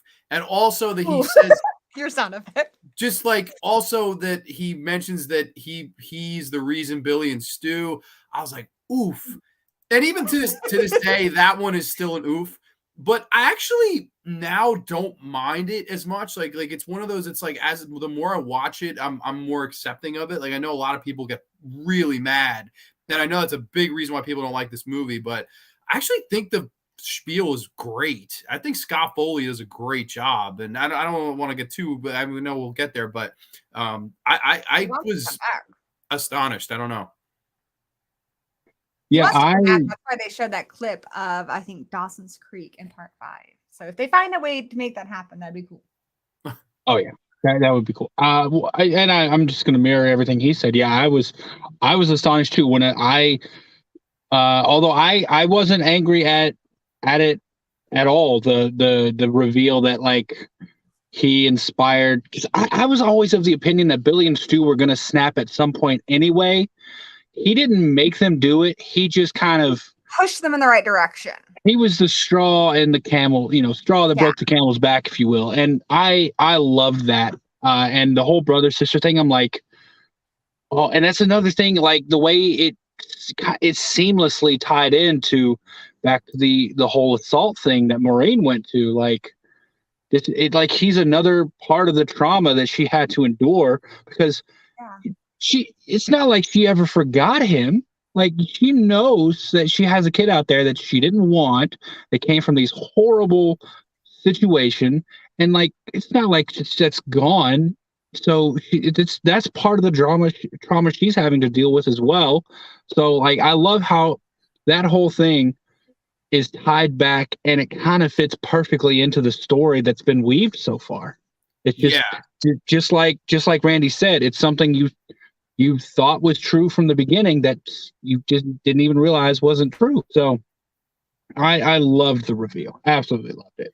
I think it's really good because we see how much pain he's in. I mean, it's like Billy Loomis said, abandonment causes some serious psychological issues. So we know where he's coming from. His mother abandoned him, and when he tried to meet her as an adult, she basically was like, go away, because I don't think she wants.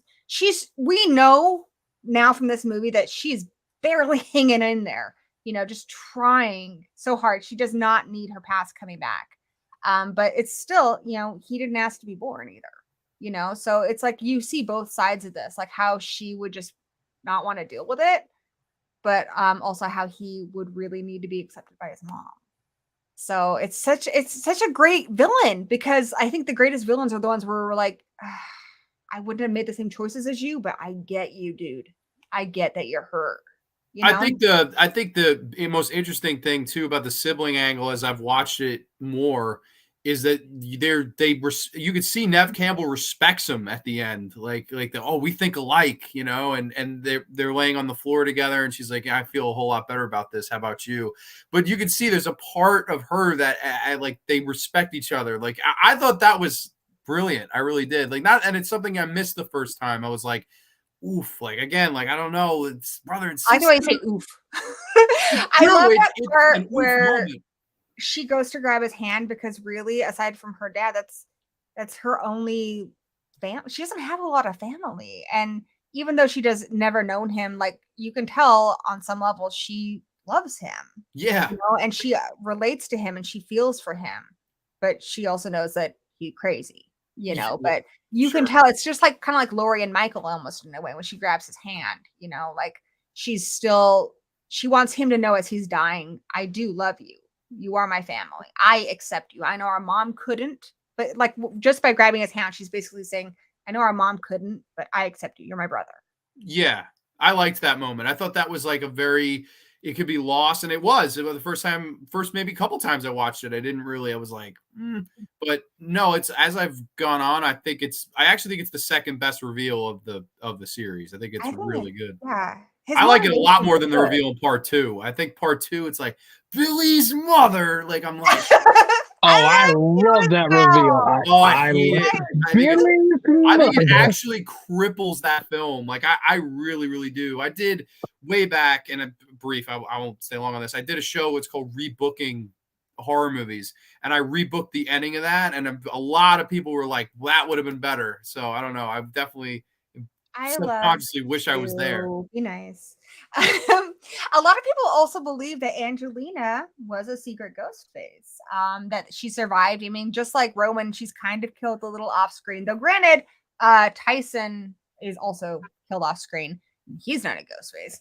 But yeah, a lot of people think that Angelina could come back in another movie, that she was the accomplice. And there are some parts in there where, you know, I do think that it is a little what did I do on my screen? I do think it is a little like her placing in some of the scenes is a little convenient. Well, wasn't it? Oh, sorry, I didn't mean to interrupt. No, you're fine. Wasn't it said like in, and I forget where I heard this, but I believe it was said that revealed that she was originally written as a ghost face, but the Weinsteins wanted to remove that so it didn't follow the exact same pattern. I don't know. I haven't found that, but I mean, it sounds right. It sounds familiar. So, but yeah, I would have a hard time believing that she wasn't originally planned. The other thing I thought too, and I thought about this because when I remember watching that, I was like, okay, well, who's his accomplice? And I thought I was really sad that it was Neil Prescott. I thought he picked the girl who's playing his daughter, you know? So that's why I thought Angelina could be it. But I also thought Mark was really sus. I couldn't nail down the second one, but I was way off, guys. I was way off, but I feel like my rationale was good. I feel like my rationale kind of summed up Roman's motivation. I never even considered a second killer until like a few months ago.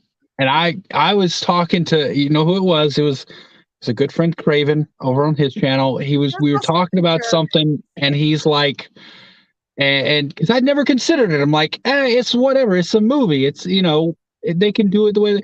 And he's like, watch this scene, and it's the scene when Sidney's being attacked on the set of her house, and Sidney's against the door like she was in the first movie, and Ghostface is trying to get in, and then Ghostface stops, the door goes silent, and then all of a sudden pops up on the other side, and it's like less than a second between the door going silent and Ghostface being over here, and I'm like, okay, unless they got some Friday the 13th teleporting up in a Scream movie, something fishy's going on there. So here are and I would love you guys to jump in with your thoughts. I love to look back in retrospect and be like, what should we have noticed? What were the hints? So you mentioned what Randy says, and I think that's a big hint. He mentions Jedi. We find out that Vader is their father, which I think is kind of a clue that you know, because it's a familial relationship in Jedi, that somebody's revealed to be someone's family member, in this case Roman. And he also tells us that something that we thought was true isn't true, and in the case of this movie, it's that Stu and Billy didn't work alone. Kincaid also mentions that there might have been a third killer. He says that pretty early on, kind of setting that up. The killer, we also know the killer is obsessed with Maureen, which is again why I thought it was Neil Prescott, but it makes sense that it's a brother. It's somebody else related to the family. Other little things, Roman gets himself arrested, just like Billy Loomis did in the first movie. And these movies do kind of do these little callbacks to kind of give you hints. Roman, where you come with us. Roman is the one who mentions that there are secret screening rooms in Milton's house. How does he know this? He shouldn't know this unless he's the killer, unless he's looked into it. That's a big hint. Here's the biggest one. The reason they're all in Milton's mansion is it's Roman's birthday, which ties into the whole reason behind his motivation. He was abandoned at birth. His birth wasn't acknowledged. It's the big surprise. So, yeah, it's kind of a big hint there that he's the killer. And then one of the biggest ones, they have that meeting where Jennifer, Dewey, and Gail go to meet with Milton. Right before that, Roman was in the office, and then Roman leaves. So when you're watching it again, you know that he's waiting outside. And then as soon as they leave, he kidnaps Milton. That's how he shows up at the end. But the call that Dewey gets, supposedly from Sidney, it's Ghostface with a voice changer, says that, pretending to be Sidney, that Ghostface has something to reveal to her about her past. And he knows that Dewey knows. The only reason he would know that Dewey knew that is if he was outside the door. So it has to be Roman. Yeah, I didn't catch like any of those. Is there any other ones that you guys noticed? No, I didn't notice half the ones you noticed. So I would say that the next time I watch it, I'm definitely going to look for these things. I think it's kind of fun to go back and be like, oh, because I these are not things I noticed the first time, obviously, because I didn't think it was Roman. But especially when people say that, oh, that came out of left field, nobody thought about it. When you go back and you watch the movie, you're like, oh, they put breadcrumbs there. I think a whodunit is only fun when they really gave us an opportunity to put it together. When somebody just Oh, no. Finish your thought. I just wanted to chime in when you're done there. I think when I watch a movie where I'm like, oh, we couldn't, like, I love Friday the 13th, but how are you supposed to figure that out? There's Mrs. Loomis isn't even introduced as a character until the end. But this one, like all of these movies, you can go back and be like, oh, there was clues there. I could have gotten it. I 100% agree, and that's why there's a small faction of fans who think that Ghostface should be revealed as just some random person in in one of the movies, and I'm like, y'all, if that's the case, then it's not a whodunit anymore. Like, for it to be a whodunit, we have to be introduced to all the characters and to know the suspects. And I'm like, if they just introduced. Exactly. Scooby-Doo, you have to show all the suspects so we can guess, or it's not a whodunit anymore.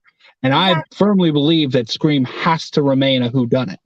That's what makes it fun. My son isn't even a horror movie fan because he grew up with parents who subject him to a lot of horror movies, but he's always loved Scream because he loves mysteries and he loves a whodunit. And I think if you get rid of that, it's just not a Scream movie. Exactly. So I 100% agree with what you said, and it is true. Like, going back and looking, there are things. I did notice when Gail and Jennifer leave, Roman was outside waiting. Did you? This is kind of just a side theory question for you. Did you ever think that Milton might have been Roman's father? Because, I mean, it was at his parties, and it's a lot of people were involved in what happened there. I do like that they don't go into a lot of details because I think we can know that it's horrible without knowing everything. Or, God, if there was a flashback, like, I don't need that. In a Scream movie, though, like, that definitely would have been said. He would have been like, "Hey, Daddy," or something. Like, it would have. You're right. Said. Like, I don't think so. I think it's just that it was his house and he permitted it to happen. Like, I think he was there. He saw it.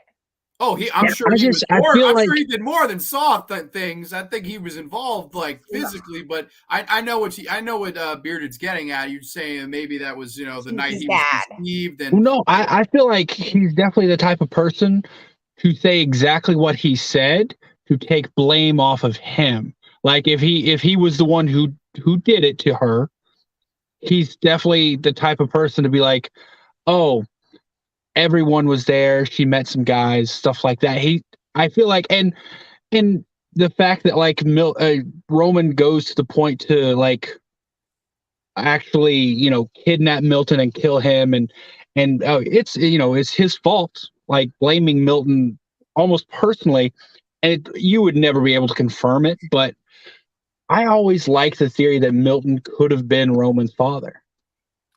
I think the implication I got was that it was kind of a gang thing. And so like a Freddy Krueger nod. Yes. Sure. Nobody knows for sure. And I think Roman accepts that it's a possibility, but with Maureen being dead, that also means he'll never know who his father was because she's the only one who would be able to provide that information, or unless he got a paternity test. But I don't think he actually knows. I think he suspects, but I think what the whole point of having Milton is really the true villain in this movie, you know? And whether or not he was his dad, he's who is to blame for Maureen being in that situation and for allowing that to happen. He had the power to stop it. Yeah, yeah. And I mean, he facilitated the entire thing, so he is the real villain, 100%. But I don't know. I heard that theory a while ago, and I've always like, that would add a level of just another layer of evil to him. Like, not only did he do it, but he pushed the blame off on other people, and he's allowing all of this to happen because he took, and he. It's brought up that when he knew Maureen, that he took the movie before he realized the story was like, because he never knew her as Yeah. Maureen. He Makes knew you her wonder as about the Weinsteins. Do they take the movie without realize? Like, I don't know. They look at stuff so they mess with so much. I'm just the only thing I can think is Bob. His story is that he didn't know. He thought that his brother was having extramarital affairs, but he didn't realize what he was doing. And Bob is primarily who they dealt with. That's why they make the tell Bob I'll call him back joke in part 2. That's the only thing I can think. But it's just so, in retrospect, it's so bizarre. Couple of the other satires and themes, they do talk about the trilogy thing, how the killer has to be superhuman, and they found a way to do that without breaking the rules of Scream, which I thought was really cool. Anyone can die, including the main character. That means you said. I think they did that by killing off Cotton, and the past will come back to bite you in the ass. So obviously we know how that turned out. Yeah, they did the whole something that we thought was true is revealed to be false. The other thing that the movie talked about, and I can't remember if we talked about this a lot earlier, but the violence in cinema, when they're having that Roger Corman speech, they're talking about shutting down the Stab movie, and they do eventually shut down the Stab movie, which is kind of like a meta commentary on what almost happened to this movie. And there were some really good quotes in that whole exchange. If we stop making scary movies, will psychos all in the world retire? I really like this one here. Detectives, there's no reason to presume that Cotton's death had anything to do with this movie, is there? He was making a movie called He was stabbed. I love Wallace. God, I can never remember the actor's name, but he's got some of the best lines in this movie. I know the character's name is Wallace. Hold on, I just had it pulled up actually. Oh, by the way, Flyboy, I have the same birthday as Bob Saget. Do you really? That's crazy. I see. He also says that Bearded looks like Bray Wyatt. I've never gotten Bob Saget before. I've gotten Rick Moranis and Dana Carvey. Never ever Bob Saget. I feel like you look like the guy from Wrestling in Regret. Have you ever seen that channel? Oh, Brian Zane. Yeah. Yeah, you look like Brian Zane. That's what I think. Sure. Hey, I'm flattered. That all those are perfect for me. That's cool. Really quickly. By the way, I have gotten Bray Wyatt before. It's just kind of but maybe? Huh? No, I'm kidding. I didn't hear what you said. You guys think I look like Gail Weathers, maybe? Coincidence? The bangs are definitely Gail Weathers. The actor's name is Josh Pais, Pais. So I'm not sure how that would be said, but sounds about right. Yeah, that's the actor's name, but the character's name is Wallace, and he's got so, like, his one-liners are so good because there's that one and then there's the other one when he's arresting Roman. He's like, "This is the scene where you come with us." He has great, and it's his delivery too. That's why I feel so bad I don't remember his name because he is really, really good in it. Perfectly flat. Yeah, he is really good in it. I also, oh gosh, you know what? That's another one of my favorite lines in the movie. He asks Kincaid, "Don't the cops die in this?" And Kincaid's like, "Well, one of the cops usually does. One of them usually lives." The guy's like, "What?" Kincaid has one of the most cringeworthy lines in the movie, in my opinion. When Sidney says, "What's your favorite scary movie?" and he leans in real close, he goes, "My life." I love that. His line delivery, but I feel like it's intentional to make you suspect him because he's so intense. Like another part where he's like, "Oh, I know. It's in the third one. All bets are off." It's like, okay, McDreamy, tone it down a bit. But I think it's cool that that they're married and stuff now. And they have children. I want to know what their childhood is like. Are they being raised like how Laurie Strode raised her daughter Karen? Holy shit! Let's hope not. I I want to see Kincaid again. If they bring Sidney back, like I said, they need to give her something meaty to do. They need to give her a reason to be back other than fan service. But I want to see what her children's life is like. I want to believe that she would try to give them as normal a life as possible because that's what she's wanted for herself. But I just imagine like Scream 8, Sidney's being attacked, Ghostface is on top choking her, and then you just see Sidney's daughter like 30 yards away with a rifle just picking Ghostface off. Love it. So I want to end by talking about kind of the legacy of this movie. We've talked about a lot, but do you guys think Scream 3 is scary? Yes. Yeah. Yeah. By the way, guys, now in the chat is the time to get your questions in because I will be answering your questions at the end of the stream, which we're going to be wrapping it up here soon. So get your questions in now. What do you think is scary about Scream 3? I really think it's the horrors of post-traumatic stress, sheltering yourself, and then, having to come to the reality of opening up the door again and letting people back in. That could be a scary thing to do on paper, but it's no way to live your life in seclusion 24/7. What's going to happen is going to happen. You have your friends and family that love you, and I think there's a lot of reassurance in that. So I don't know. I think it's Sidney's arc to me is the most horrific thing in this whole movie. But when she comes to terms at the end, I think it's a very nice, to me, end of a trilogy. For me, I do think it's scary. I think, in my opinion, it's the scariest of the first three. Anything with Sidney's mother, like where if it's the ghost or even the phone call, like when Sidney finally gets the phone call on the crisis line she's working at, that's her mother's voice. And when it switches into Ghostface or whatever, and like she get that, like the realization that you see on her face, even though she's hid herself away from the world, she's still not safe. That was terrifying. As I already said, like Ghost Marine and in the her nightmares and at the studio lot, that stuff scared me more than anything else in the first three Scream movies. And obviously, because it's a different type of scary, I think, versus slasher, it kind of feels almost paranormal, even though it isn't. Yeah, I found those things scarier than anything else in the first three. I think it's kind of a twofold thing for me. On the one hand, I think it really addressed the horrors of Hollywood, like the underbelly of it. That's really scary. That, like you said, I mean, possibly since the beginning of film, women have had to go through this. Like, that's half our population, guys. Every single one of us have come from a woman. Let's not put women through so much hell. I think that's really scary. I think it's scary that it's still happening. I think they addressed it tastefully in this movie, but when you think about what Maureen went through, that's a horror movie in itself. Also, this movie with the voice changer and everything, it's this ongoing idea in all the Scream movies that you never really know anybody, that you're never really safe. Even if you cut yourself off, that, we're never really, this like false idea of safety we have.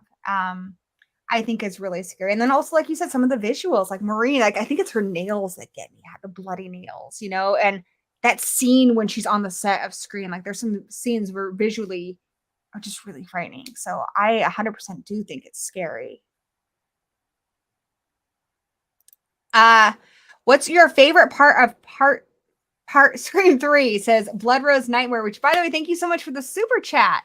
I think my favorite part is the scene I mentioned earlier with the two Gales investigating. But if you mean just generally, my favorite thing about Scream 3 is that it does tackle some pretty heavy things.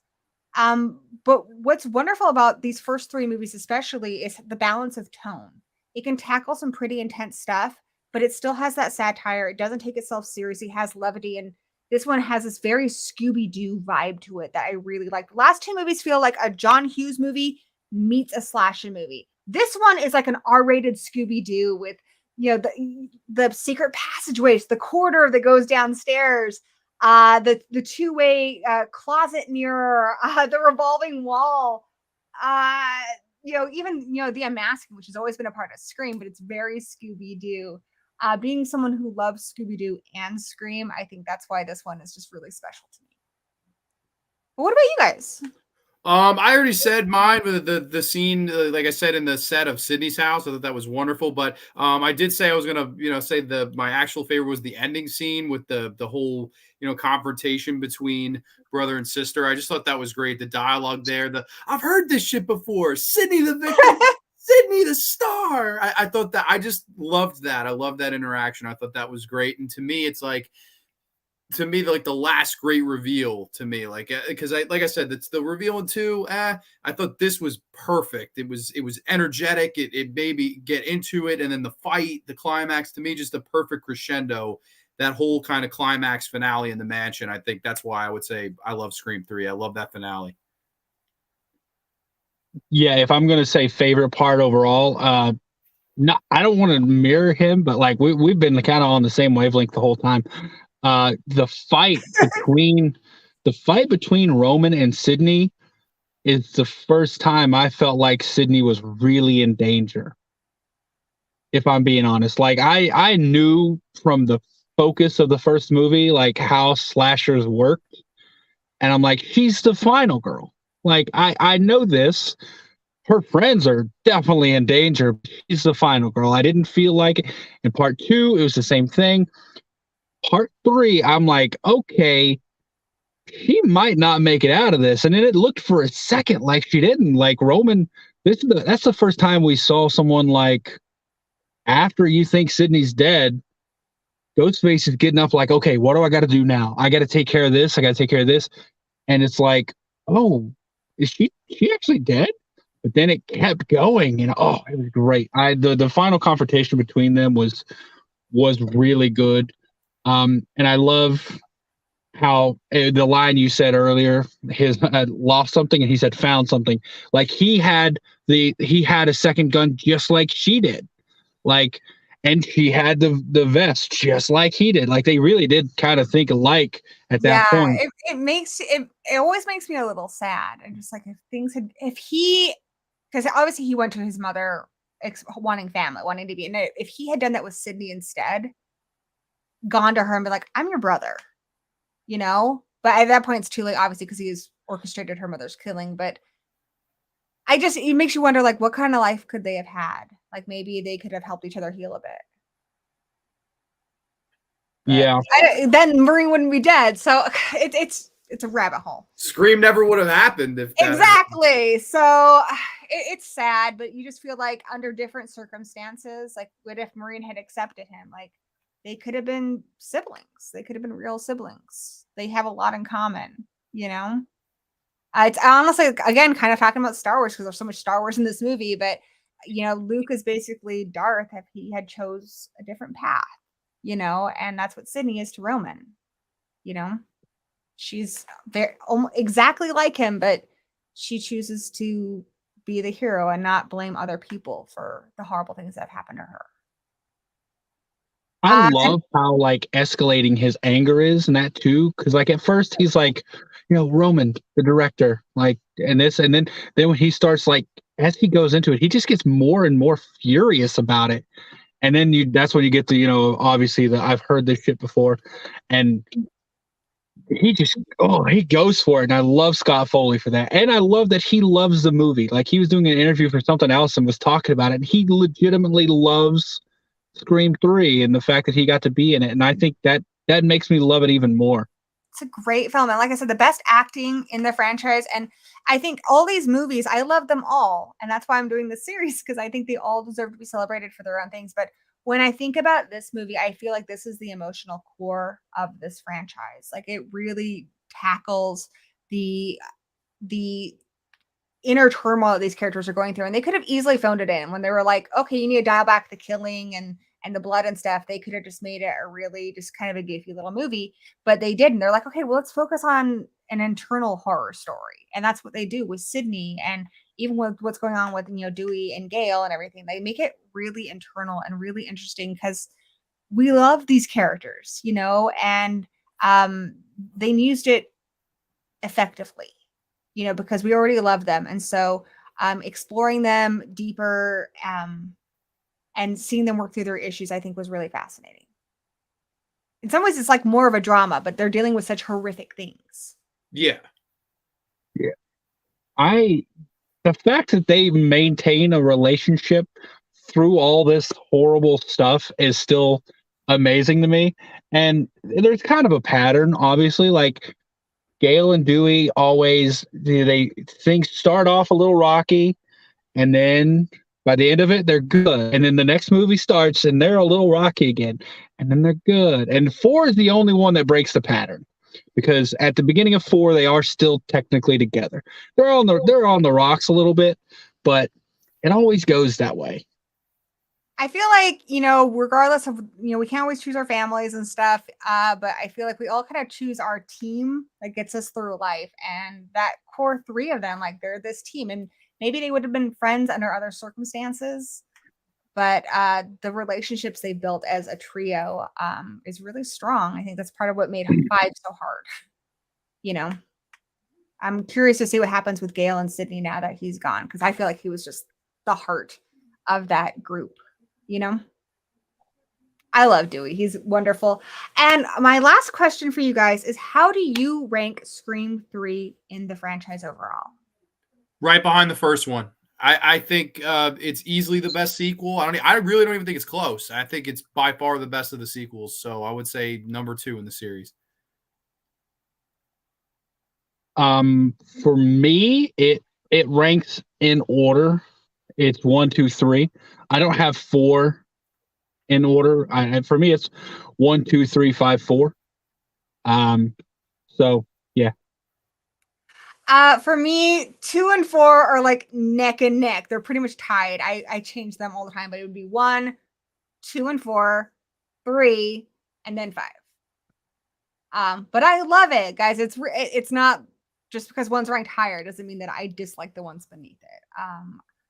I think it's a great film. It's one I love revisiting just because I love these characters so much. And I feel like this is really, Scream 5 isn't really about these guys so much. They're background characters, but this one, they're front and center, and they're my favorite parts of this franchise. So I love this film. And if you guys don't love this film as much as we do, hopefully we've helped you to maybe appreciate it more, so that when you watch it again, you can reevaluate it and maybe see some things in it that you didn't see before. Hell yeah. Do you think the voice changer is going to make a comeback at any point in the series? That's a good question. What do you think, Flyboy? I feel terrible. I don't want to be this guy, but I hated the 5th one with a burning passion, so I'm not going to see a 6. I'm good. So I'm the wrong person to ask. I will say this. Anybody in the chat did not like part 5. I did a very fun rant on that movie, and it's one of my most watched videos I ever did. So highly recommend. I can't comment on the voice changer. I will not see another Scream movie. I'm good. How there's not another teen movie? I'm not another Scream movie. I'm good. I'm good. It ended right here at Scream 3. I'm good. Although I don't like 4. This movie in the Scream franchise is kind of the one that gets picked on a lot. Yeah. And so I feel like the voice changer being directly linked to this movie, it's unlikely. But then just like Halloween 3 got a reevaluation, people are reevaluating Seed of Chucky, other movies and franchises where they're kind of the black sheep, so to speak. I think people are reevaluating them. So maybe, but I don't think so. I don't believe it will. I heard someone, I want to say it was Bye Polar, suggest that what would be a truly horrific thing to happen is for Gale to get a call from Ghostface using that voice changer and pretending to be Dewey. Oh, that's that would have ripped my little heart out. Ouch. See, I'm like, oh, like a savage Ghostface like that. That's something that would be. Could you imagine? I mean, even for the fans, like, yeah, like we get mom. What? In Scream 3, they do that using Maureen Prescott's voice to Sidney, though. Yeah, and there's a part. It's more a humorous part, but like where, it's when Dewey's outside the basement and Ghostface and Gale have fallen down the stairs, and Gale calls Dewey to like come help. He's like, "How do I know this isn't the killer?" She goes, I forget what she says, but he goes, "Isn't that exactly what the killer would say?" And then he goes down, but I'm like, I'm just thinking like that would be a way to just emotionally cripple someone temporarily. Is if you were to call Gail with Dewey's voice, with that voice changer. Oh, because in universe now it's canon that exists. It is. I think that's a really interesting way of exploring what has got to be insurmountable grief. I'm really curious to see what they do in Scream 6 with that. That's interesting. I don't think it will, but I don't think it will happen, but I would be excited if it did. Maybe Scream 7. Oh yeah, you know what they could do to really mess with fans? Give it Stu's voice. That's what I was thinking. Like, if you really want to mess people, pull up past ghost faces, like, Stu, Jill, Billy. Like you could really mess with, especially like if they bring back Sidney, somebody who's going to recognize all of these voices. If Sidney got a call and it was someone using Stu's voice, it would mess with the fans so much, which would be genius. Because the reason why Scream, I think, is so genius is because as a horror fan, I was like, it's definitely not Billy. It's too obvious. And of course, they played me by having 2 killers. And I was just like, that's freaking genius. So if they did Stu's voice, yeah, that would play me. That would be smart. Yeah. But then it turned out to really be Stu, Well, you know what? There's a part in this movie when Candy gets the call from Roman, and when you rewatch it, you realize he's not using a voice changer. It's just Roman. Yeah. I love that. And I love that if you listen closely, like when Cotton gets the call at the very beginning, it's it's the sweet female's voice and everything. You can actually hear a click of the voice changer when it switches between voices. That's clever. I hadn't noticed that before. That's really clever. Thank you so much, Jamie, for putting those links in the chat. I really, really appreciate that. Jamie's awesome. Yeah, thank you, Jamie. Sorry, someone else just decided to comment on one of my videos and spoil Scream 6, so I had to go take care of that. Not talk about that. We've gotten through this stream very well.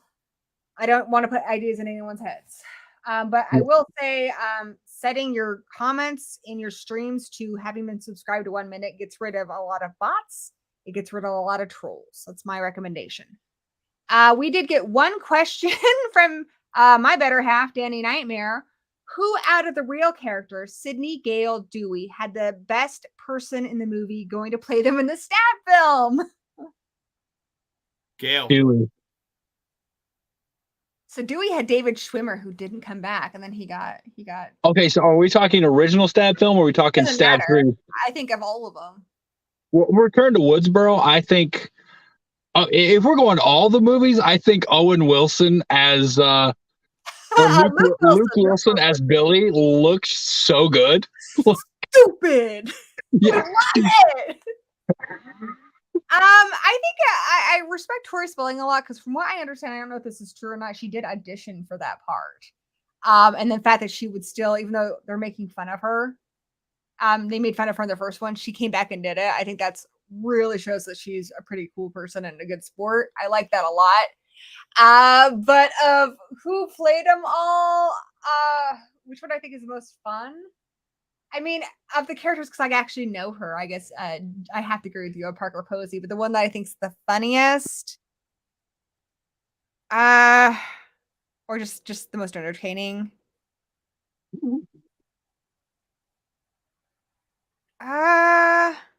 probably the Tori Spelling one. I mean, I guess for multiple reasons, but I do think it's great. Checking in to see if we got any more questions. Well, here's one from one of the B Movie Coven, which by the way is the membership I have here on YouTube and on Patreon. If you want to join, just click the little join button. We have watch parties. Bearded is in it, and yeah, we have a lot of fun. But Jason is also in the B Movie Coven. He says, I love the little stuff that gets to you when you're watching these films. Knowing that Roman was himself in the voice changer is bone chilling. Yes, I agree. Yeah, it adds an extra layer of creepiness. And Gail Parker Posey is awesome. I think she's great. This was a lot of fun, you guys. Thank you guys so much for joining me. What's your final, if you had to sum up why you love Scream 3 in a nutshell? What's your final thought you want to share on it? I just like the beautiful ending. I would say the beautiful ending. Simple as that.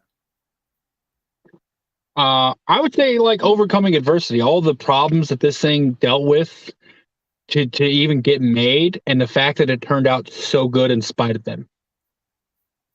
I'm just going to say mastery of tone. I think it's so incredible that they were able to handle so many dark things and still be the funniest movie in the franchise. By far the funniest movie in the franchise.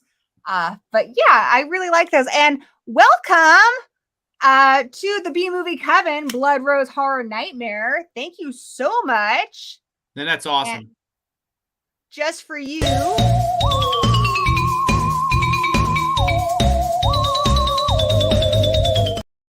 Much appreciated. You'll have to join us for some watch parties. We got some, I think we're doing Love Witch next. So stay tuned for that. And for everyone watching, thank you guys so much for commenting in the chat. A lot of you guys had really interesting things to say. I loved Jamie being here and Horror Addicts, my husband, for watching, which he doesn't have to do, but he does because he's awesome. Jason the Nice One had some great comments. Afro Whale, always nice to see you here. And everybody else I didn't mention, just really thankful that you were here and you talked about Scream 3 with us and appreciated it as much as we do.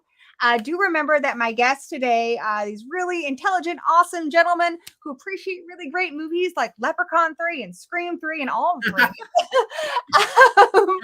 I have to have you on here to talk about Leprechaun 3 because I love Oh, that. hell yeah. I have a shirt of it. I mean, come on, that's dedication. That's pretty awesome.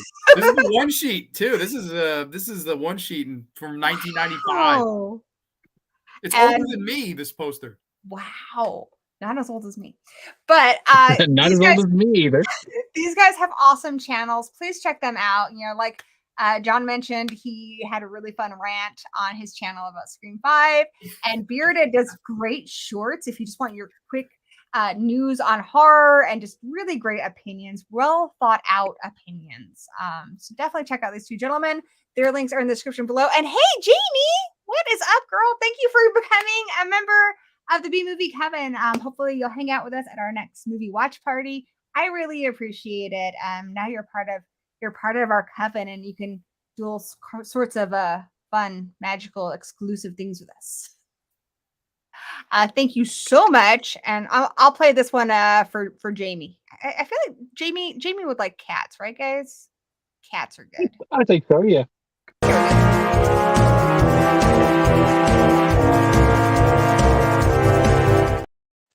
I do love creepy old cartoons. Okay, guys, thank you so much. Please tell us what you're working on your channel next that we can look forward to. I actually put up a vote on my poll on my story. Either going to do top 10 female performances in horror or review the new Junji Ito Maniac Japanese Tales of the Macabre anime series. It looks like it's going to be top 10 female performances in horror. So I'm super excited about that. We go live every Thursday at 8:05 and should be a lot of fun. That sounds awesome. I currently finishing up I've been doing a series of shorts where it's a Scream movie in 60 seconds, where I literally run through everything you need to know about that movie in 60 seconds. It gets harder and harder with each one because there's more ties to the first one, so there's stuff you just got to keep talking about. I'm just finishing up my Scream 3 one, which is why I was like, this movie was just fresh on my brain because I just rewatched it and I started off with like a 2-page script, and then you just got to keep cutting stuff to try to fit it into 60 seconds. That's hard. It is, right? And someone commented is like, oh, if Randy could have done this faster. I'm like, listen, like, it's hard to even get this many words out in 60 seconds and still be like intelligible. So you know what? Randy couldn't get his aliens quotes right. So let's exactly facts. Yeah, I'm finishing up that. Let's see. Also, you and I have something coming up as well with Steven. We're going to be doing the Ghostface Showdown, the tussle on Turner Lane, the War for Woodsboro. That I'm not hosting for once, so I just get to sit back and relax, argue my point. Yeah. And all of you in the chat are welcome. We're going to be going through the Ghostfaces and have a randomized bracket, and one-on-one battles. The chat will decide who wins and moves on, and then we'll crown a Ghostface winner. I'm gonna do a giveaway on that stream. I got all the Cinemark Scream 6 things. I got the cup. I need to buy one from you. We don't have a Oh my Cinemark God! You playlist. see what they're selling for in the internet? I actually almost fainted when I saw the prices. Ugh, I wish I had a Cinemark. I got the Ghostface bucket. Can I enter the contest too? Sure. I'm not going to be giving this away. I'm going to be giving away two things. I'm going to be giving away the Ghostface cup. Oh wow! I didn't know this is the reusable cup. It has a head that comes off, and the Ghostface plushie. Oh, so cute! Okay, guys, you don't want to miss out on that, so definitely subscribe. So they're going to be doing a giveaway during that stream. But yeah, we're going to have the Fright Night. That's going to be coming up pretty soon. Other than that, just kind of ramping up with more Scream stuff to get ready for Scream 6. That's awesome. Yeah, and John and I are going to be doing something with Cheetah soon where we sit in our PGs and watch a sleepaway camp movie. So I'm excited for that. Yeah, I don't think he gave a day. He didn't give a day, but I maybe someday down the road that'd be a lot of fun, especially for summertime. Yeah. So on this channel, I guess what's going on in the world of gory, you can always catch me Mondays on Horror Addicts with Danny when you review a new release movie. Wednesday, I will be watching Scream 3, and I would love to have you rewatch it with me. Over on my friend Craven Something Scary. He loves this movie. He really wanted to be here, but he's been really sick. So unfortunately, he had to cancel. But he's awesome. He will be here next Sunday with me talking about Scream 4. Which is one of his favorites, one of my favorites. I love all these movies. But also, Eric will be back next week. I was just wondering. I was like, am I also here for 4? Because I know I'm here for. I know I'm doing the 6 as well. After we see 6, but I'm like, I think I'm here for 4 as well. Yeah, I love 4. So we'll get more Eric next week, and Killjoy Jake will be with us. So I'm really excited to talk to you guys about what we love about Scream 4. Next week, same gory channel, same gory time. I hope to see you there. And until we meet again, blessed be.